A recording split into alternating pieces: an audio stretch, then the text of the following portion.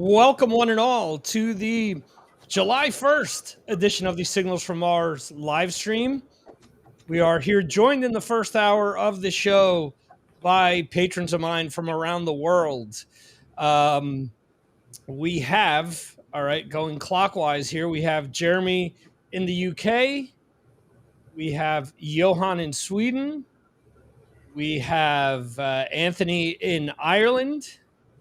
And we have Ed in Middle America. You're in Kentucky, right? That's right. Yeah, I don't want to screw that up. The last time I think I said North Carolina or something like that. And I was like, That's pretty close. I can be there quickly. Oh, there you go. That's true. They do border with one another. They used to be part of North Carolina. Anyway, so we're here for our Thrash discussion. This is based on what patrons voted on. And if you are watching this, whether live or in the replay or listening to the podcast version of this episode, will be split up into 2 episodes. Each hour will get its own separate episode.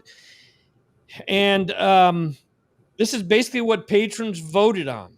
So just so you guys know, those that aren't in the know, each patron submitted their 10 favorite thrash bands. Number 1 got 10 points. Number 2 got 9 points, all the way down to 10, which received 1 point.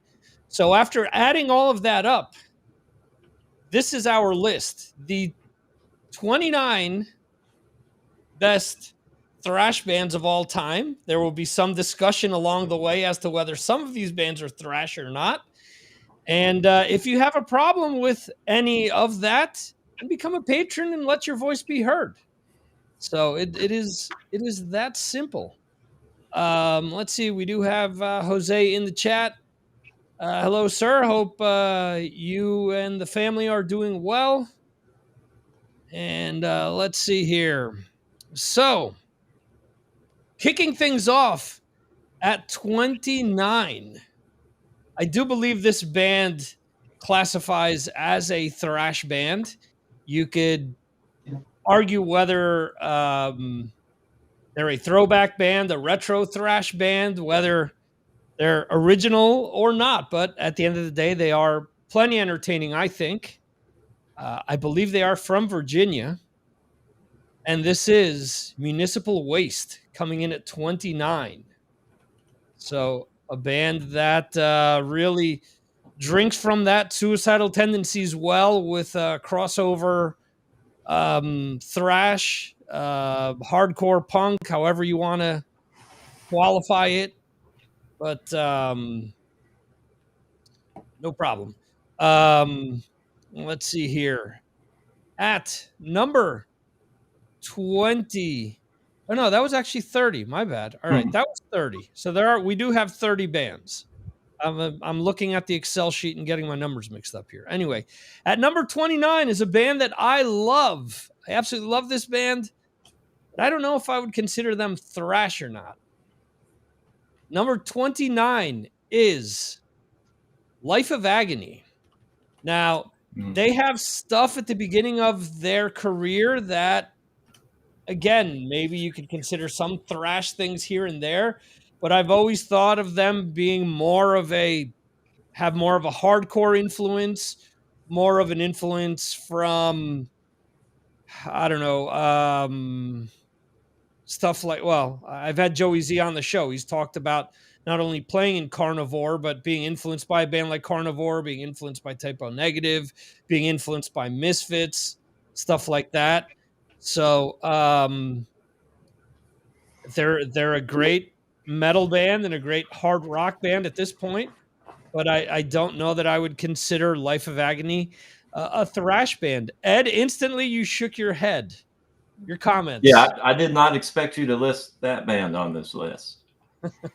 I've not listened to a lot of them, but I remember listening to a couple of my friends' CDs that he had, and I didn't hear anything thrash metal. I think your description was way more on point. Yeah. Yeah. I mean, I think that they have passages here and there in their music that could be considered thrash, definitely. But again, I think more of a hardcore crossover type thing. And I mean, after their third album, they definitely transitioned into being something completely different. They really went more in a hard rock vein. And even though they are still a heavy band, I don't think that after their second album, there's really a lot there that could even be mixed in with thrash. Personally, that's just me. Mm-hmm. Number 28, the first band from Europe on here. This is Destruction, is on the list at 28. That makes sense. Yeah, Johan giving it the thumbs up. Anyone want to comment on Destruction? Okay. I am enjoying their newest album probably better than most of their records. Okay. Um, they've, you know, they get better with each release. I think Okay. not a band that I've listened to a lot of, Mm-hmm. but you know, compared to Creator, Right. but yeah, they're still hanging in there, doing good. Yeah, absolutely. The next band at 27, I would not consider a thrash band at all. Similar to the Life of Agony. Again, 27 is Typo Negative. No way. There are things here and there, like you could listen to a song like We Hate Everyone, where yes, there's fast double bass stuff going on and whatnot, but I don't know that again that I would say that they were thrash. Again, Pete Steele's previous band, Carnivore, I could see them being considered more thrash than Typo, but this is what people voted for. I can't control what people have voted for, so I'm just repeating what made the list.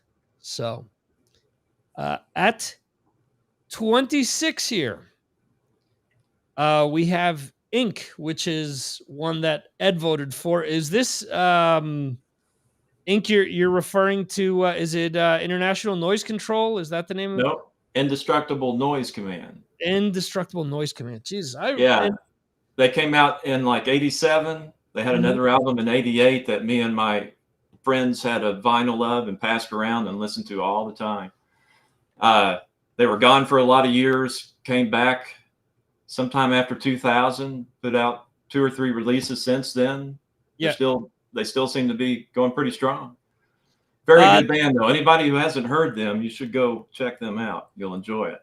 I actually interviewed their guitarist a few years ago. Yeah. I remember listening to that now. Yeah. And it's funny because they're from I think Connecticut, if I'm not mistaken, originally, but he's been living in Greece for like 20 years. Yeah.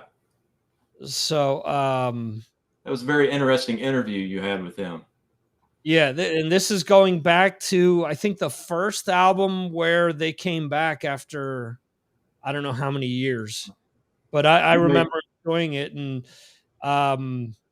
again, working on a big playlist recently, I included music off of that release because I think they had some pretty good stuff on there. Maybe stuff that bridged a little more groove metal type stuff, but definitely still a lot of thrash stuff in there. Mm-hmm. But yeah, it was still an interesting release. At 25, a band that's done a little of everything, and I think if newer fans of this band see them listed, I think that they may have an issue with them due to the fact that their popularity came from doing more of a stoner rock or stoner metal type thing, but they've done everything from punk to industrial stuff to a lot of different things. Corrosion of Conformity is number 25. And again, a band that much of their credit has done a lot of things throughout the years. Obviously, after Blind and what's the album with Albatross? Cleansing? No, Cleansing is Prong. Geez, I don't remember. Anyway, that album, which was the first one with Pepper Keenan on lead vocals, became their biggest album. So they were known more for that type of material than maybe more of their punk rock or more of their thrashier material. Yeah, But they definitely changed their sound, and they're nothing like they used to be. right, But but especially those first few records are so good. I'm happy to be talking about them. yeah. In your opinion, though, I mean, do you like everything that they've released? You know, obviously they've done a lot of different things. Yeah, well, I've got all these records on my iTunes library, and so I hear a song here and there from all the latter records, and Mhm. it's always a good listen. Not as fun, of course, as Animosity and Blind and Deliverance, but Right. and especially Eye to Eye. But it's a good band. Yeah. Deliverance is the album that I was looking for. Yeah, very good record. I listened to Yeah. that one a lot. Yeah. So definitely songs like I know what I screwed up. Clean My Wounds is what I was thinking of, which was like the second big song off of that album. Yeah, number 3. Yeah. So let's see. So let me just run those back real quick. At 30, Municipal Waste, 29, Life of Agony, 28, Destruction, 27, Typo Negative, 26, we have INC, and at 25, we have Corrosion of Conformity. Anyone want to make any comments about any of these bands that have appeared so far? All right, moving on here. We want to also welcome Metal Dan, who has joined us out in California there. Nice to have you. To quote Bruce Dickinson, nice to see you. To see you is nice. So there you go. Number 24 is a California band, actually. I did get to interview one of their members, but for a different project, and unfortunately, he now has Parkinson's. Jack Starr, I think, is his name, but the band is Vicious Rumors at 24. I don't think that's a band that we could dispute being thrash, although they have wandered in and out of thrash and heavy metal, more of probably their influences of Priest and Maiden and stuff like that from time to time, but they've still put out a decent amount of thrash over the years. Do you uh have a recommended album? I've not listened to this band before. Vicious Rumors, I think within their latter few years they've kind of gone more back into a heavier type of vibe. I think during the 80s they had a mix of a little of everything, kind of because it was, they were trying to find where they were fitting in. And then I think as of just look at their discography here. Yeah, so they went away for a while. They went away in the late 90s. Or no, wait. No, I'm That screwing this was Yeah, they've been up. kind of consistent. Yeah, they have been kind of consistent. 85, 88, 90, 91, 94, 96, 98, 2001. Warball is the one in 2006 is the one where they what I think would probably be considered their comeback album. Cool. I'll check Um it out. yeah, and every Razorback Killers, I mean everything they've put out since then has been kind of like more in the vein of Warball. Cool. So, I think that would probably be a good place to jump onto the band. 23, band out of New York. New York. We have Nuclear Assault, a band that got a lot of airplay back when I was growing up on the local metal station on WSOU. Headbangers Ball, way back when, played quite a few Nuclear Assault videos. They were always on decent labels, which I'm sure facilitated that. Also, their connection to Anthrax with Dan Lilker being in the band probably helped out quite a bit. So they're in at number 23. All right. Number 22. Coming back to Europe, we have. There you go. Metal Dan is saying Vicious Rumors, don't wait for me. So there you go. At 22, we have Sodom, a band that, as a kid, I always remember seeing these great covers, which rivaled anything that Maiden was doing, and it was something that was always really kind of exciting for me, to see something that cool. So they're also a band that's still been putting out albums over the years, and obviously, out of the bigger thrash bands out of Europe. I mean, whenever you talk about European thrash, Sodom has always been in the conversation. So, anyone a fan of their work? Anyone remember any of their artwork or anything like that? You may want to mention them.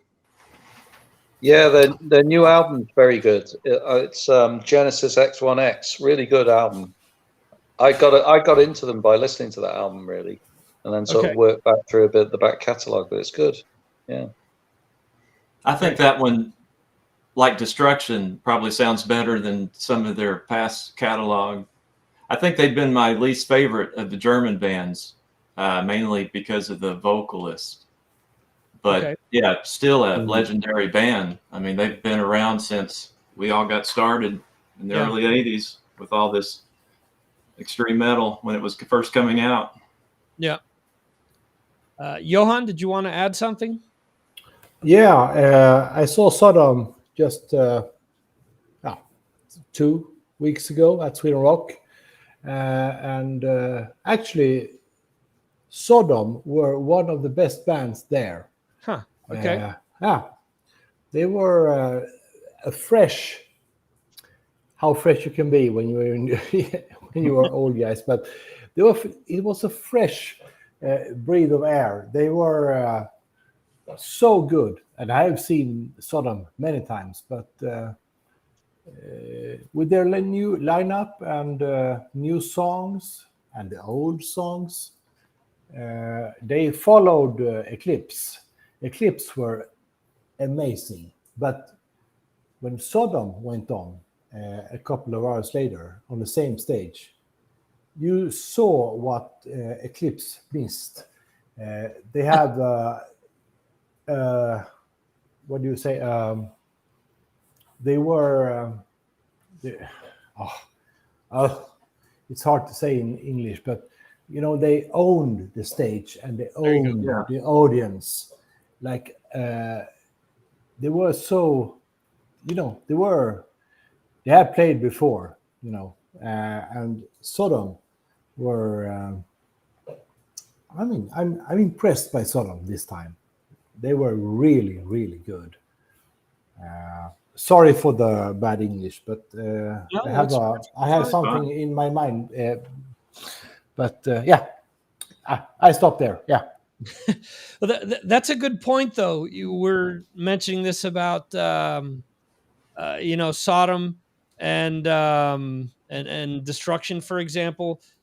Is this a byproduct of the pandemic, which is something that I've brought up a lot recently with bands putting out albums? Did they have more time to work on material and maybe get a good set of songs put together because they don't have the pressure of one of these labels saying, hey, we signed you to a 6-album deal and we need to have album number 5 delivered next week. So without that pressure, did that help these bands get better? Compositionally wise, from a production standpoint, and also, a lot of people always clamor for, oh, we want the original lineup, we want this, we want that, but a lot of times bringing in fresh blood into the band, will help. Because maybe you don't have that same tired guy that's just there to collect the paycheck and doesn't give a crap, Whereas maybe you bring in a guy that's in his 20s or 30s who wants to prove something, and he's able to add another dimension to the band that maybe they hadn't had in a long time. Maybe it also kicks the main man in the ass to up his game and do things. That's why I'm not as begrudging as a lot of people with, if it's not the original lineup from 68, the band sucks. Well, when the drummer can't play anymore, when the guitarist doesn't care if he's sloppy on stage anymore or doesn't care about his solos anymore, then maybe it's time to fill their place with somebody else. I don't know, just my opinion. But what do you guys attribute to some of these older bands being this late in their career and being able to kick it up a notch? Good question. They obviously are driven by the chops that they've had their whole life. And maybe you're right. Maybe because they've had some extra time to sit around and relax and then write and record. Of course, technology keeps getting better. Right. I feel like that helped Sodom and Destruction. Their records seem heavier and sound better. Creator, something sounds different about that record. It sounds a little less heavy, I think. I kind of expected that one to come out as heavy as, what was it, Phantom Antichrist, the last couple. But right. Yeah, it sounded a little more melodic. I'm not getting into that one as much. But what do you guys think? Yeah, for me, I actually do enjoy the Creator because I do think it's more diverse than some of the previous albums. It is more diverse, yeah. Yeah, so that kind of impressed me. Where again, I think it's similar to that. It's shown that bands having 2 years to kind of put an album together instead of 2 months maybe has really helped.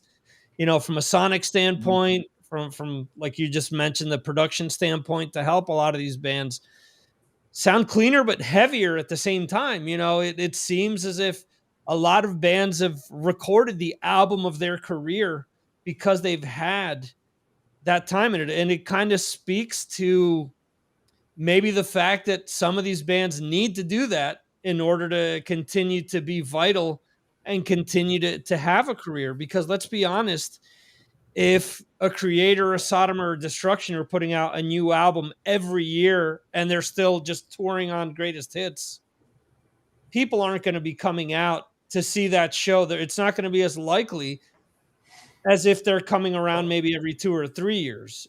Jeremy's wearing a Testament shirt. Testament has gotten into the groove of putting out new albums every 5 years. And I think that since they've done that, and that's no disrespect to anything that they've done before Formation of Damnation, but I think that they really have seen within a band internally that they need to do that to consistently put out a good product. Now, I don't know if that has to do because of the way that, Chuck Billy and Eric Peterson now work with Alex Skolnick being back in the band, because I think that Low, Demonic, and The Gathering are great albums as well. And they sure didn't take 5 years to record in between any of those, if I'm not mistaken. But, maybe as they've gotten older, they've needed different things to mature and to be able to, put out consistently good material, consistently good stuff that's produced by someone like an Andy Sneap. And they go out and they tour on this stuff. They don't rely on just the hits. So the quote unquote hits, because how many thrash bands actually have hits? But anyway, the classics, I should say, I guess. Anyway, so at 21 is a band that we kind of touched upon just now, is not Testament, but Creator is at number 21, a band that's very deserving of being on here. I would think most of us would agree it's probably the biggest name in European thrash. They've go kind ahead. of surprised they're not higher up on the list, actually. Yeah. I think, well, you know what it is with these lists, a lot of it has to do where people end up voting for them. Yeah, that's right. Because we also have to think of the magnitude of some of the bands that are close to the top, where a lot of people coincided with them being maybe within their first 5 picks, whereas Creator was closer to the bottom of people's lists. They were on a lot of different lists, but they were closer to the bottom. Whereas with some of these bands, they could appear on 2 or 3 lists, but if they were voted on very high, it meant that they ranked very high as well. So,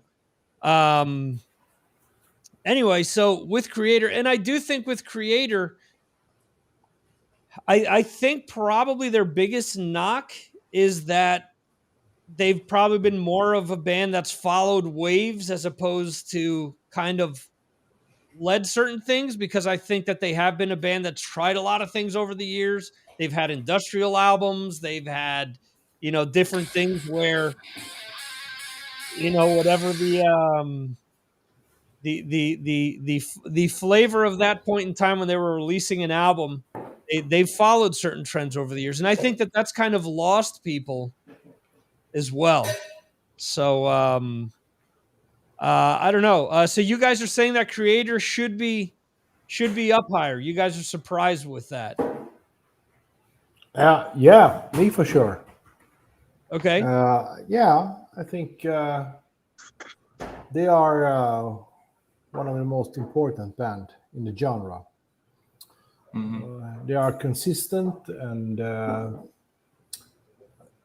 since Violent Revolution, they are, an important band for the genre. So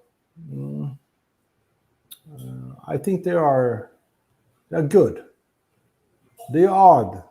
For me, they are the genre. Okay.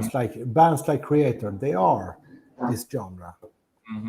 The other bands were in the genre, or like that, but Creator is the genre. Okay. I agree. Yeah. You can react to that, please.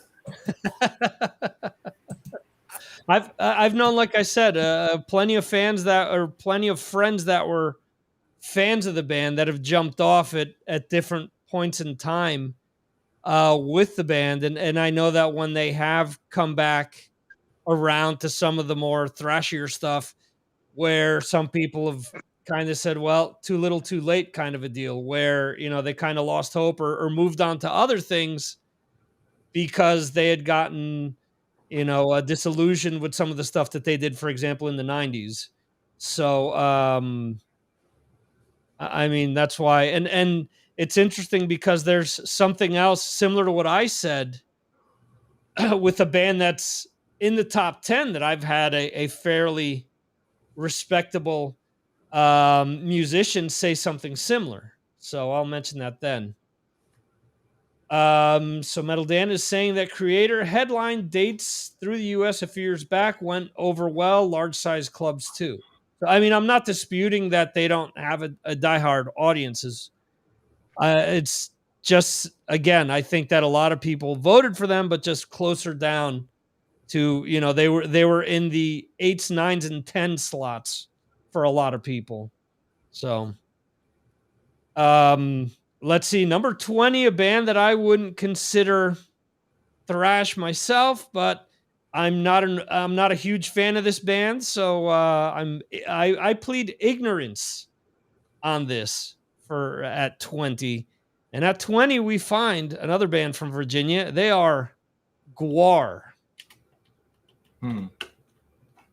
I've always seen them more as a just a straight up heavy metal band, more so than a thrash band. I mean, again, similar to what I said about Life of Agony before. Are there passages in songs, or are there songs that maybe you could consider thrash? Possibly, but from my small knowledge of the band, I've never heard anything that would make me say, that they were a thrash band. But if you look at, for example, the great Wikipedia's list of thrash bands, they're listed in there. So what do I know?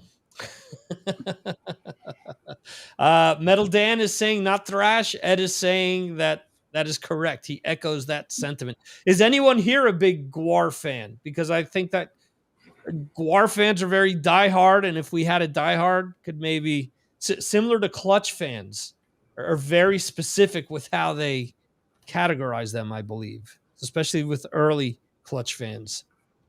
So real quickly here, let's just run down the bands that that we've mentioned so far.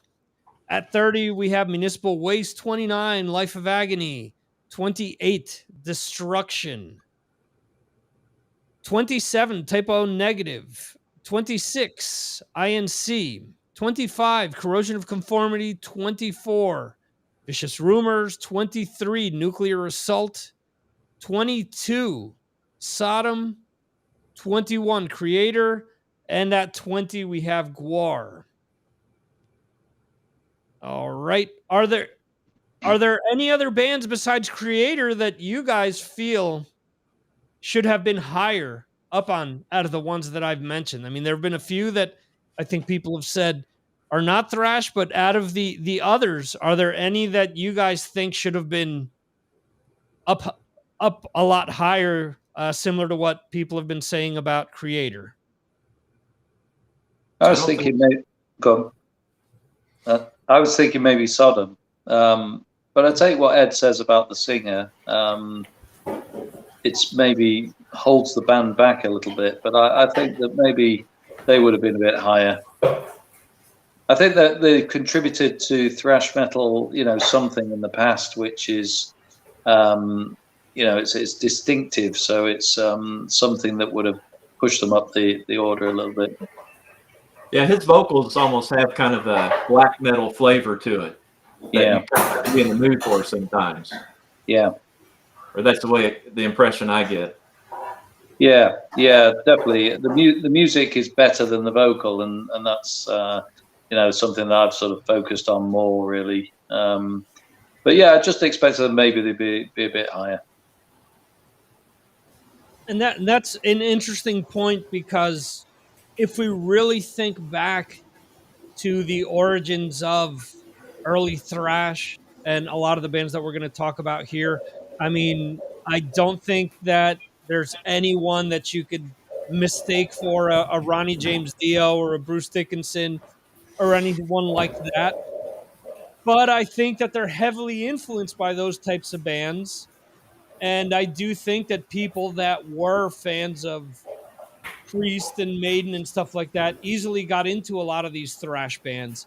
Mm-hmm. So to instantly go from a Bruce or a Ronnie or a Halford to I don't want to give away any of what's up higher, but you guys know what I'm going for. To go for almost like a black metal type singer, especially in the mid 80s, was probably a much harder sell. Now, if we talk about the late 80s, early 90s, where death metal started to take off and we started to get a lot more in the realm of guttural vocals, I could see where you could say that someone like a Sodom was maybe a few years ahead of the curve, especially with the vocals.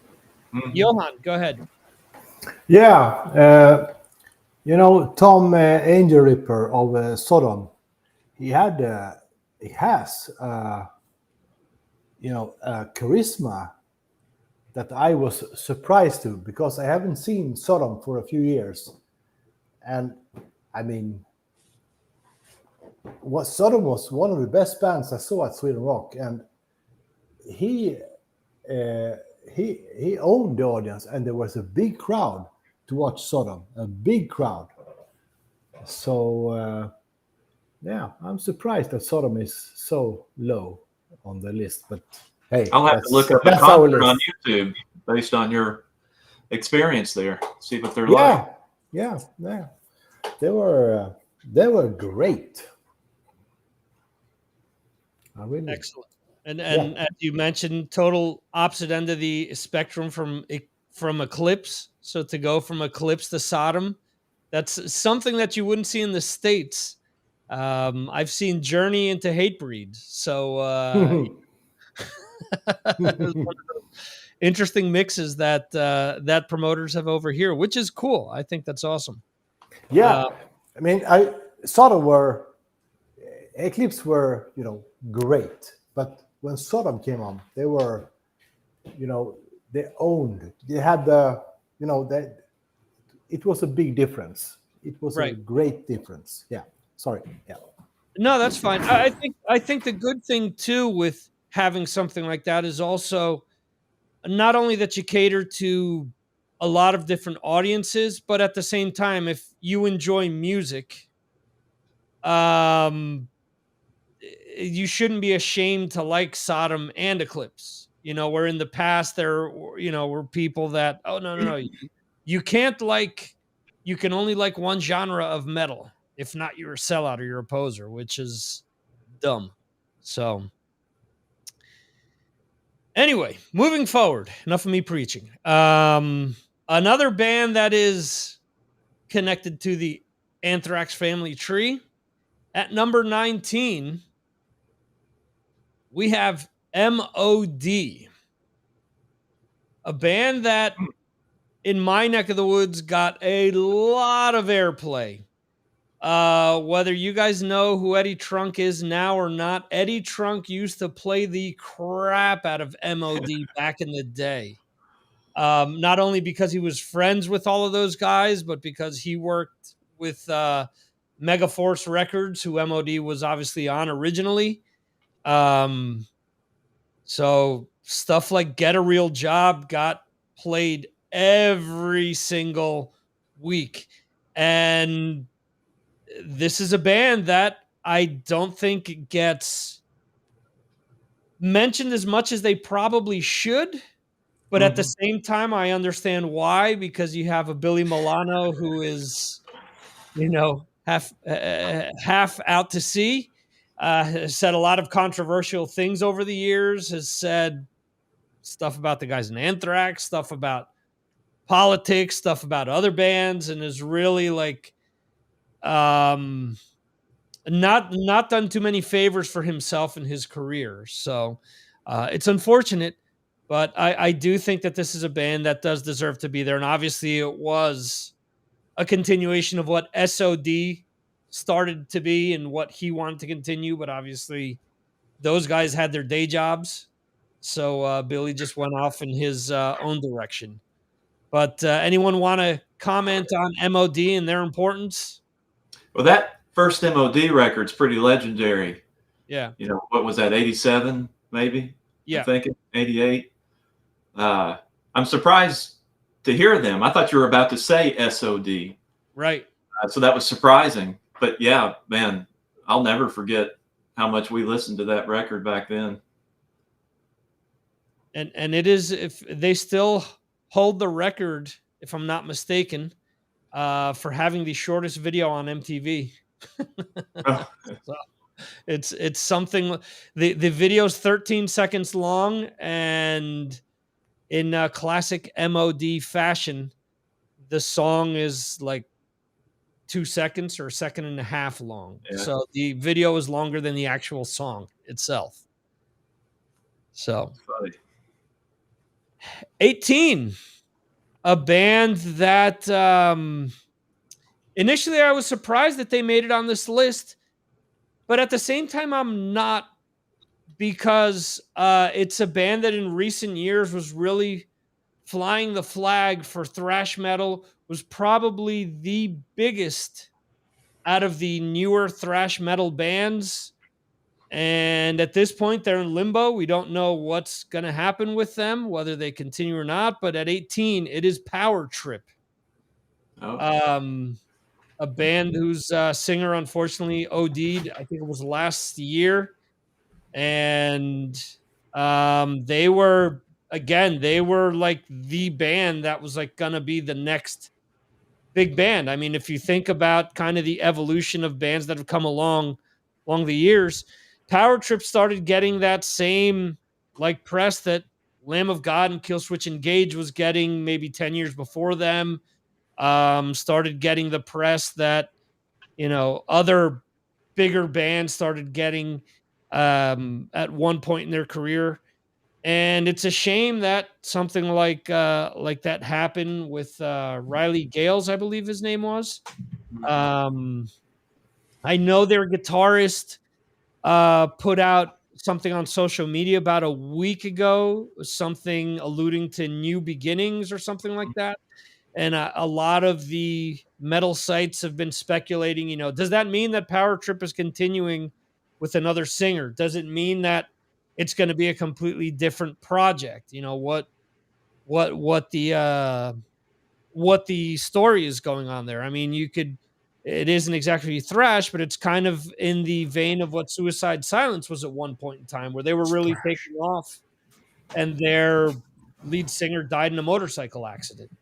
And that kind of stinted their growth. Anyone want to speak to Power Trip? Go ahead, Dan. Yeah, check out on YouTube. Check out House of Strombo.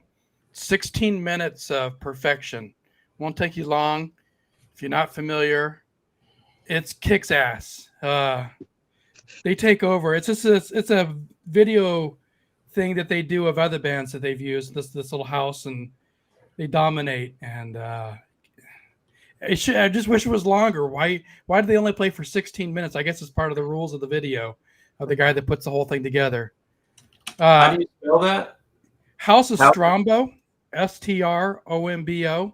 I see it. Okay. Yeah, you put it up on your big screen TV, turn it up loud, and it just goes, man. It's like these guys were about ready to conquer. They came around here in the States, and I stupidly missed each time, but I didn't know Raleigh was going to pass away. They were going to be the next thing, in my opinion. They had one album, basically. They have before that as well, too, but that stuff didn't take on like this. The latest release did. That's what really introduced them to the world. So, yeah. And he appeared on the last Body Count album. He appeared on, other stuff. They were, again, getting that crossover press that was, really gonna catapult them. It's really, really a shame. Ed, do you have the album there? Yeah, it's good enough to buy on vinyl, I think. yeah. There you go. As being the thrash connoisseur that you are, do you agree with what I'm saying? Do you? Yeah. What's your opinion on the band? Yeah, to me, they're a crossover thrash band. Like they make you think of DRI and right. Old Suicidal Tendencies. Those first probably at least 2 records of Suicidal, or well, actually probably more than that. Yeah, and all that crossover thrash from the mid to late '80s. That's where they take you back to. Yep. Yeah. What would you guys prefer to have happen here? Do you want them to continue? Do you want them to be a different entity?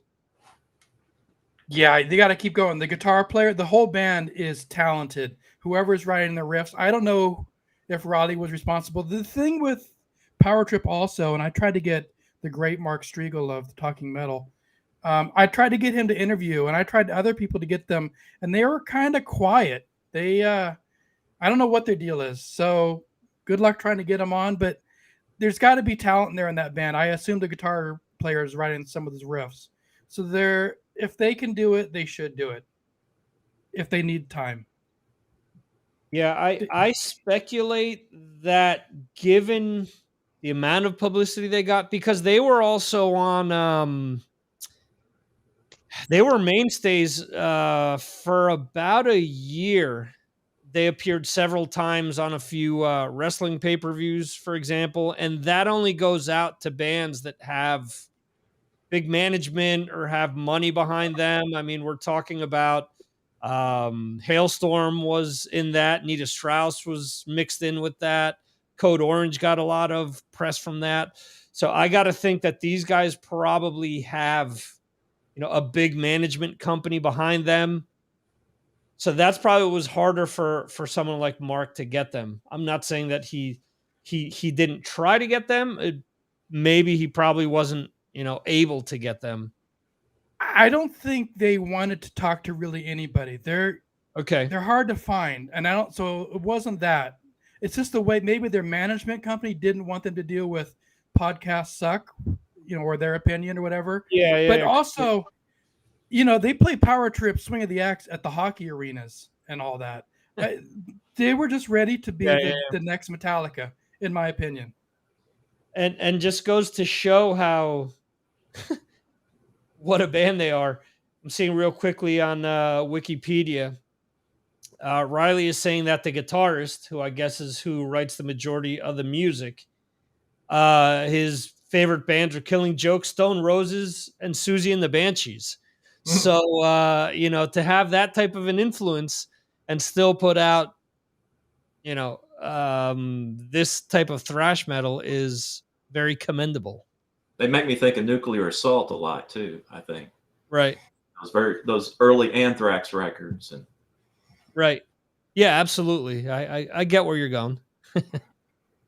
All right. So at 17, and see, there's a few bands that go by this name, and unfortunately, the person who voted for them is not present, so I can't ask which band this is. But at 17, Gravedigger, because if I'm not mistaken, there's a German band that's called Gravedigger. There's a Swedish band called Gravedigger as well. There's another one where it's Gravedigger, where it's not two separate words. So, Gravedigger is 17 on this list. And would any of you consider one of the Gravediggers that you guys know to be a thrash band? I don't know of any myself. Gravedigger is classic German thrash band. Yeah. Okay. They are not the best, but they have a higher ranking than Creator. Creator, because somebody voted them really high on their list. Yeah. So, surprise. Are they on Nuclear Blast? That must be them. Yeah. See, the Gravedigger that I know of is more of like a doom metal band, more so than a thrash metal band. But again, it could be a band that initially was a thrash band and maybe evolved to doom. I don't know. But again, I know of several bands that go by this name. So, well, message that guy later and have him tell us what we should listen to. I want to check that out. Will do. And at number 16, which is where we were going to draw the line here before the top of the hour, but we'll see. I'm not sure if anyone else is going to join us, so we may just hop on into 15 and just keep going. But anyway, 16, I don't know if I would consider them a full-on thrash band because they have a lot of progressive elements to them. They have a lot of straight-up heavy metal elements to them as well. The band is Nevermore. Really? Okay. Yes. Would any of you guys consider Nevermore to be a straight-up thrash band? No. Thought they were a power metal group or something. I think that there were a lot of different things. Yeah. I think they were excellent players. Obviously, Jeff Loomis, who is a ridiculous player. Steve Smythe, who also played in Testament for a little bit and has a band called One Machine, who I get to, oddly enough, he says happy birthday every year to me. I don't know. I enjoy them because of their musicianship, but I don't know that I would consider them a thrash band. And several people did vote for them. They do get that thrash metal tag on Discogs on some of the records. Okay. So you must not be the only one. Yeah. So, and obviously they sprouted from Sanctuary, obviously the band Sanctuary. Oh yeah, I saw them in Cincinnati once back in the '80s. Okay. But yeah, so that is the 30 through 16. Obviously, the biggest, I guess, sticking point for people up to now has been Creator not being higher. Now I wonder, as we start to divulge 15 to 1, if that same argument will be present. Because I do think that a lot of the bands that we're going to be seeing are heavy hitters. Now, you can argue whether they're thrash or not, maybe with some of these. And I mean, somebody voted for Poison, for example. But no, I'm just saying that for shock factor, seeing the reactions. No, nothing even close to that. But before going on, there were a few people talking about who they thought might come out on top. If you guys were to bet right now, who do you guys think ends up winning? And I purposely wore an Iron Maiden t-shirt today because it's the first time that we're doing one of these shows and Iron Maiden cannot win. So They might, yes. they might still win, yeah. There you go. Metal Dan is representing as well. So I mean, I just thinking it's got to be Metallica, hasn't it? I mean, come on, they are the greatest thrash metal band ever. Well, we'll see if everyone concurs with you. Does everyone feel that same way, that Metallica is going to come out on top? I think it should be Slayer, but most likely will be Metallica. And I'll drink to that either way. I think Metallica is not aging as well. I think they'll be the number one because of the votes, but I think that's why you have to put out new material. So we'll get to that when we talk about the band, but that's all I'll say. Johan, you were shaking you were saying the Yeah. You were looking like the Kembe Mutombo there for a second. Go ahead. Yeah, to be honest with you, guys, I left out Metallica totally in my votes because I think we have spoken enough about Ride the Lightning, Kill 'Em All, Master of Puppets. Enough said. So there are a lot of other bands that deserve the spotlight this night. So I left them out totally. Wow. Yeah, that's quite a thing to say. And your move will probably get my Slayer in the top spot. Thank you. Yeah, it's going to be another band top. Yeah. To be honest, haven't we spoken enough about Ride the Lightning? I mean, it's a good album. It's 10 out of 10, of course, but there are a lot of other albums that fell in the shadow of Metallica. Well, we can. That's how I feel. We can talk about Lulu if you want, or S&M, or you don't want to talk about Lou Reed saying "spermless like a girl" for 7.5 minutes. Yeah, but everyone's entitled to a mistake.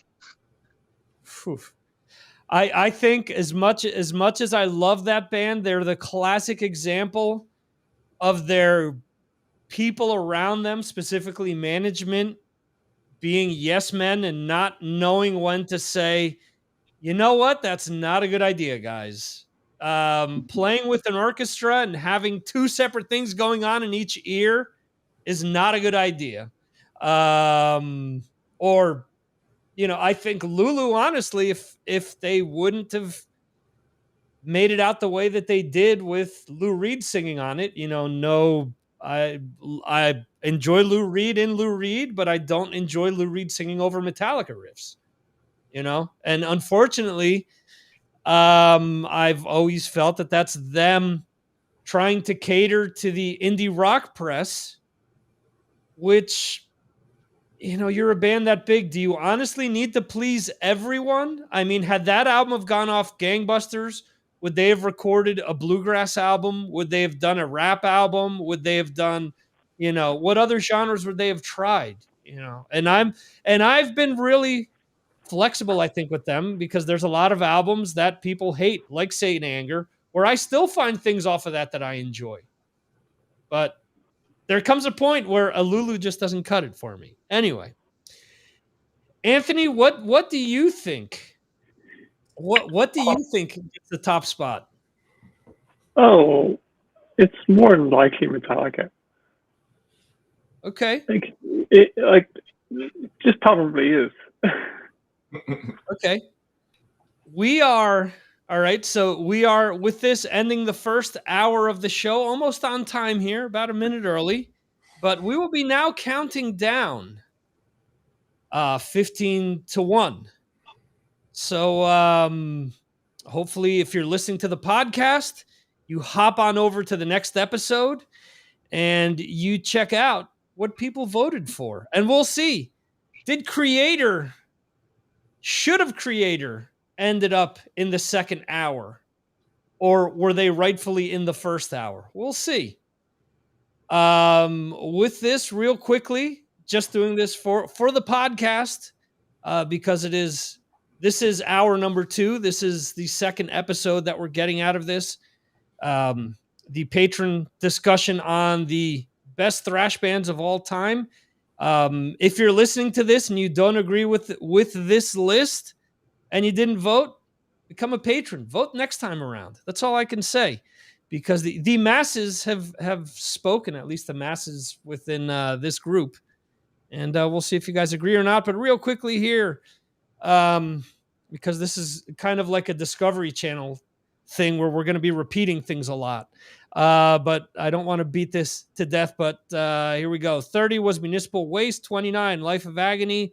28, Destruction. 27, Typo Negative. 26, Inc., which was Ed. What was the Indestructible Noise Command. There you go. I keep forgetting Indestructible. I want to say Irrational for some reason. 25, Corrosion of Conformity. 24, Vicious Rumors. 23, Nuclear Assault. 22, Sodom. 21, Creator, the one that most people seem to have an issue with being here. 20, Guar. 19, MOD. 18, Power Trip. 17, Gravedigger. 16, Nevermore. And 15 is a band that several people voted for.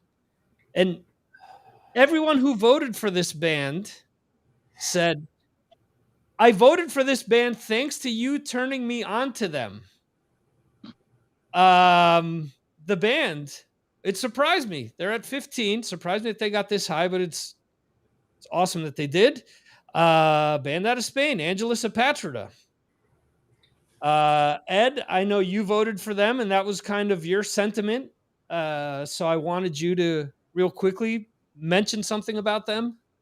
Yeah, that band is awesome. Of course, I'd never heard of them until you told me about them, in January. Mm-hmm. I've been listening to that new album nonstop. It never gets old, from the first riff at the beginning of the album to the very last. Every song is on my favorites list. And I mean, to me, you told me that the vocalist also does guitar work. Yes.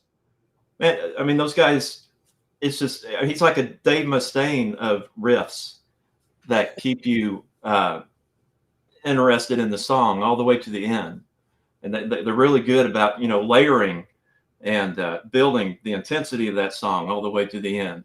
And their guitar solos are as enjoyable as listening to, Megadeth guitarists play. They're very creative. He pulls you into the solo. And even if you're not really paying attention, when he starts playing that guitar solo, it grabs your attention and you listen to what he's playing. Amazing band. And so I've started listening to some of their earlier records, and I'm finding those to be just as good as this new one. This band is hot. I hope they continue on. I'm going to order the vinyl for that last release from Amazon here pretty soon. Cool. Yeah, they're making the rounds on the festivals. They are, I forget where they're playing now. They were in Hellfest last week and Grass Pop. They're playing Barcelona Rockfest tomorrow. They're playing Resurrection Festival, I believe, on Sunday, or I may have it mixed up. They may be there today and playing Barcelona Rockfest tomorrow, but they've been all over Europe since the latter half of June. I've always said to them, why haven't you guys made the jump to the States? And they are. What's They're that? coming. They're coming. Oh, they are. Okay. I did not know that. There's a festival coming up, and they're going to make the trip across. They've advertised. Okay, that's awesome. Where in the States, do you know? Now, okay, I will look that up. But it's something that I've been talking about them for quite a while. It's interesting because within Spain, there is nothing worse than a Spanish metal fan who they take for granted the homegrown product. You know, it's funny because I've had this discussion with people in the past where they've said, oh, you know, I don't like them because they get too much press. And I'm like, well, you realize they're from here, right? You know, who should get more press than them at this point in time? And I would get people tell me, well, Warbringer's a much better band than them. No way. They deserve all the press they can get. Yeah, well, and that's the thing. When it's a homegrown band, you know, you expect them to be in the magazines a lot more, or to be like on national shows and things like that. This last album was number one on the charts here. They beat out Foo Fighters, Nice. who ended up getting number 3. And it was a week where there were a few other like pop acts that were expected to chart higher than they did, but they got the number 1 spot. It's their first number 1 here, and they've been consistently in the top 10 with their releases. But I was happy for them. Yeah, go heavy metal. Yeah, absolutely. So, so that's awesome. I'm glad that they got to 15, and we'll see. I do think that, like you've said, Ed, all of their albums are strong. They aren't all the same either. I mean, obviously their first 2 albums sound a lot alike, but it was because that was, you know, like most bands, you maybe write your first 2 albums at the same time. And then once you start to kind of spread your wings, you start to evolve. But anyway, so that's our 15. Number 14 is Flotsam and Jetsam. Yeah, good band. Yeah, a band that also really started out as a straight up thrash band. Over the years has kind of done a lot of different things, because I think by the time that I really got to know them was an album called Quattro, which came out in the beginning of the 90s, where although they were still a thrash band, they were kind of going in the direction that a lot of other bands were going in. And I don't want to say that they were going in like a grunge direction, but they weren't a straight up thrash band. They were just kind of a straight up metal band at that point in time. As the 90s went on, they did start to incorporate other things. If you look at an album like, it just slipped my mind. The album that has Smoked Out, I think it's called Empty, maybe. They started incorporating some, like we mentioned about Creator before, they started incorporating some industrial stuff into their music, but I don't think it was as over the top as what like Creator was doing, or maybe if we get to, what's the death metal band that got shit on in the 90s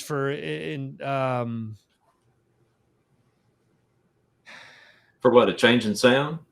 Yeah, that just started incorporating a lot of industrial stuff. I'm trying to think of Morbid their Angel did that, I think. Morbid Angel. There you go. Thank you. Who really like made a lot of their audience go away because of Yeah. it. All right. So Dan is saying that it is Chicago open air in September. That's awesome. I will.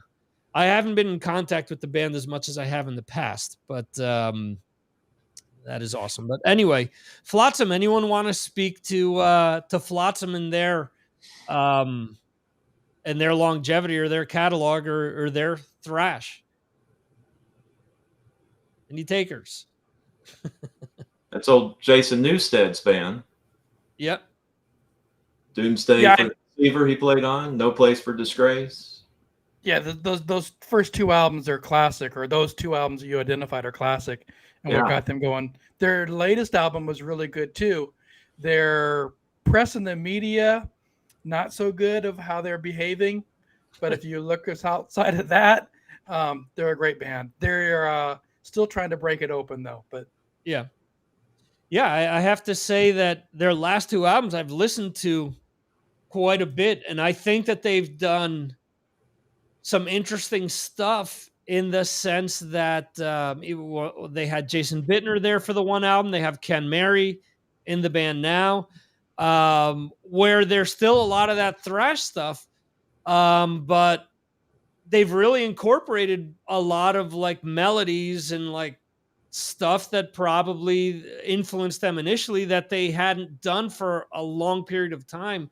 Like you listen to songs off of the previous album, like Recover or something like that. You know, that it's a huge chorus with just a huge melody that, to me anyway, really just gets stuck in my head. And they've got a lot of songs like that where, if you think about it, I think that a lot of extreme bands went away from a lot of like the melodic leanings or these big anthemic choruses for a long time, and a lot of these bands have started to bring that stuff back in recent years. So I think that's kind of cool. So yeah, so I'm not surprised that they're within the top 14 at this point. I think that we need to start thinking as each band is mentioned. Are they as important, better, or worse than Creator? Because again, that was the band that most people had an issue with not being higher. 13, a band that a lot of people could argue that they were the originators of thrash. It is Exodus, but a band that probably didn't rank higher because of similar to what you guys said about Sodom. I never got into Exodus as much as I probably would have because I could never get into Zetro's vocals. There was just something there with his vocals that I love the music, but it would always, and again, in my area, Toxic Waltz got played to death. I don't want to hear that song again. Yeah, and it's one of these things where I would listen to that chorus, and you know, I know that there are a lot of Zetro fans. Obviously, they wouldn't have gotten this high. He wouldn't be spoken of in the same league as other people. But I don't think he's in the league of a lot of people that he's compared to. That I listen to a lot of his singing, and it just reminds me of somebody nagging. I'm sorry, that's just my whole thing with Zetro. It's kind of got that goblin vocal sound to it to me.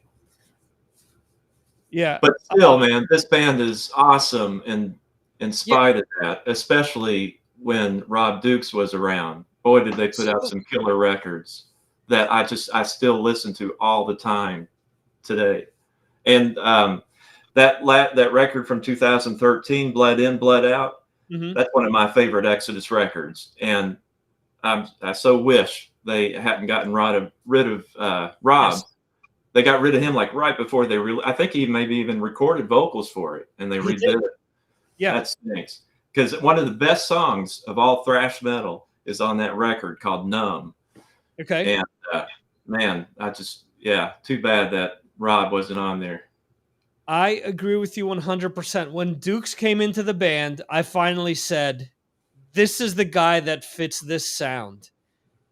With Rob's vocals, see, here's the thing. I mentioned about melody and everything else before. Rob has a certain approach to his vocals where he didn't really use clean vocals in Exodus as much as maybe he does in Generation Kill now, but there was still a melodic aspect to what he was doing in his delivery. So those songs came across a different way. When, as you're saying, when they let him go and I started hearing stuff off of that, all I could think of was like, fuck, Dukes was the perfect guy for this. You know, these songs were at another level with him.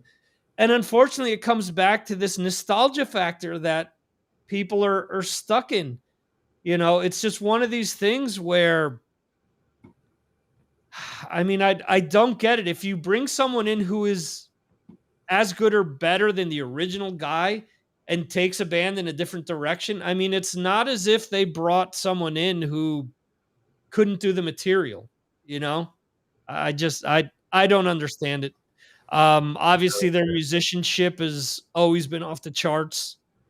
And they've done everything possible to make sure that their claim to fame wasn't like Flotsam, the band that Kirk Hammett came from, you know? It's asterisks, but it isn't like the biggest known thing about the band, where Flotsam, unfortunately, will go down as the band that Jason came from as their biggest claim to fame, unfortunately. Um, Anyone else have something to say about Exodus? But Gary Holt is amazing. It's funny talking about the vocalist because it was Paul's vocals put me off initially. You know, when Blinded by Blood came out, it didn't get the same attention as the other albums. Mm-hmm. Of the other albums came out at the same time because his vocals really rubbed me up the wrong way. Mm-hmm. But it's funny, I listened to it again recently, like as an adult, and I really enjoyed it. And I really enjoyed the vocals. I was thinking, why did this put me off so much when I was 16? But Right. That's such a great album. I like it better now than I did back in the day. Yeah, it's interesting you say that because the re-recorded Bonded by Bud I think is even better than the original. Yeah, but I think, Anthony, to your point, I think we've also, whereas when we were listening to a lot of that stuff early on, I think it has a lot to do with what I mentioned before, where we were going from a place of a Maiden, a Priest, those types of vocals, where Exodus probably out of all those bands had the quote unquote worst vocalist because it was something that wasn't still fitting that mold, because Joey Belladonna had his thing and Dave Mustaine had his thing and Hetfield had his thing. And even though they were different flavors, they were still closer to what we were used to, where I think that like gruffer side of things just wasn't the thing yet. And over the years, as our musical listening evolves and our ear evolved and maybe we started listening to other things or we got used to hearing certain things, you go back and you appreciate it more. I think that's easy for me to see because there's a lot of bands that I couldn't get into initially because of that. Mm-hmm. And Exodus, I've tried a million times. I just still can't do it. I still can't do Zetro's vocals, unfortunately. So. No, well, I agree. I agree with you about Zetro's vocals. I never warmed to them. I'm talking about Paul Bales. Yeah. No, I hear you. Agreed. Awesome. So that's Exodus at 13. And just before you move in to the next one, if you watch the documentary Murder in the Front Row, that's excellent to tell you all about Exodus and the singers. Next. Awesome. At 12, another band that I would consider a lot like Flotsam, but they don't have the claim to fame of having Jason Newsted in their band. I'm surprised that this band ranked as high as they did, but obviously a lot of people like them. Metal Church, Yeah. a band that, you know, if you really think about it, back then, a lot of these bands that we're talking about, you know, we obviously, there wasn't that commercial success or that commercial boom that a lot of these bands had, who essentially had that boom. If you really want to analyze it, in the 90s is where a lot of these bands really took off from a money and popularity standpoint, and based on what they did the decade before that. By that time, you know, Metal Church, they went away for a few years, and I think that that probably coincided with that. There was also several lead singer changes as well, which is also the hardest thing for a band to do, unfortunately, for whatever reason. And yeah, so they're in at number 12. Anyone want to speak about Metal Church? Yes, Go ahead, Johan. I love Metal Church. Me too. Would you put them above Creator? Yes. Um, um, I know what to say, but their second album, what's it called? The Dark? The Dark? Yeah. Yeah. Is a fantastic album, which I recommend to all of you if you haven't heard it recently. Such a fantastic album from that era. And the song Watch the Children Pray. Mm-hmm. Yeah. You know, it's great song. It's they were, I don't know in US, but here in Europe they were on the roll in the late in the Europe. I don't know Europe, but in Sweden they were on the roll in the, you know, from 86 to forward. I don't. It's a great band, and Kurt Vanderhoff, the guitarist, is he's not a genius, but that's a great. He's a great player, and I think they deserve a place in the spotlight. I really do. So, Metal Church, great band. Yeah, I'm looking at their discography here, and I guess the gap wasn't as big as what I thought it was, but there, I mean, there was like a 6-year gap in the 90s, and then from there, like a 5-year gap in the 2000s, and then since then, they've been pretty consistent with albums. There have been a few gaps here and there, but their last few albums have all gotten rave reviews when they've come out. I mean, since I've started podcasting, they've put out 3 albums, and they've all been albums that a lot of people have talked about. So I guess that goes to show, you know, that they've had staying power. Well, their first 2 records are legendary. They should be in every heavy metal fan's record collection. Right. And I fortunately got to see them play too 35 years ago this month, opening for Anthrax. Oh, wow. And you know, of all the memories, you know, your memories start to fade and go away, but that's one show I do remember specifically watching Metal Church up close. Great band. Yeah, with the death of Mike Howe, it seems, I think they've lost all their motive to go forward. I don't think they've considered refilling or what to do. And it seemed like, you know, Mike Howe would speak about it in his lyrics of his frustration with the industry, and he would say it out loud that he was frustrated.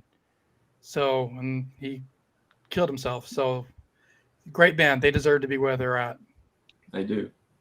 Yeah, and just go ahead. David Wayne was the first early singer, and David died of a medical complication, and that was a sad thing. He was on the rise So they're just a band dealing with tragedies, in my opinion. Yeah. Yeah, and they've had a lot of people in and out that have been notable people. You know, even the other lead singer they had, Ronnie Monroe, um, is a guy that's also been held up there and talked about quite a bit over the years. They had Jeff Plate, who was in Savatage for some time in the band as well.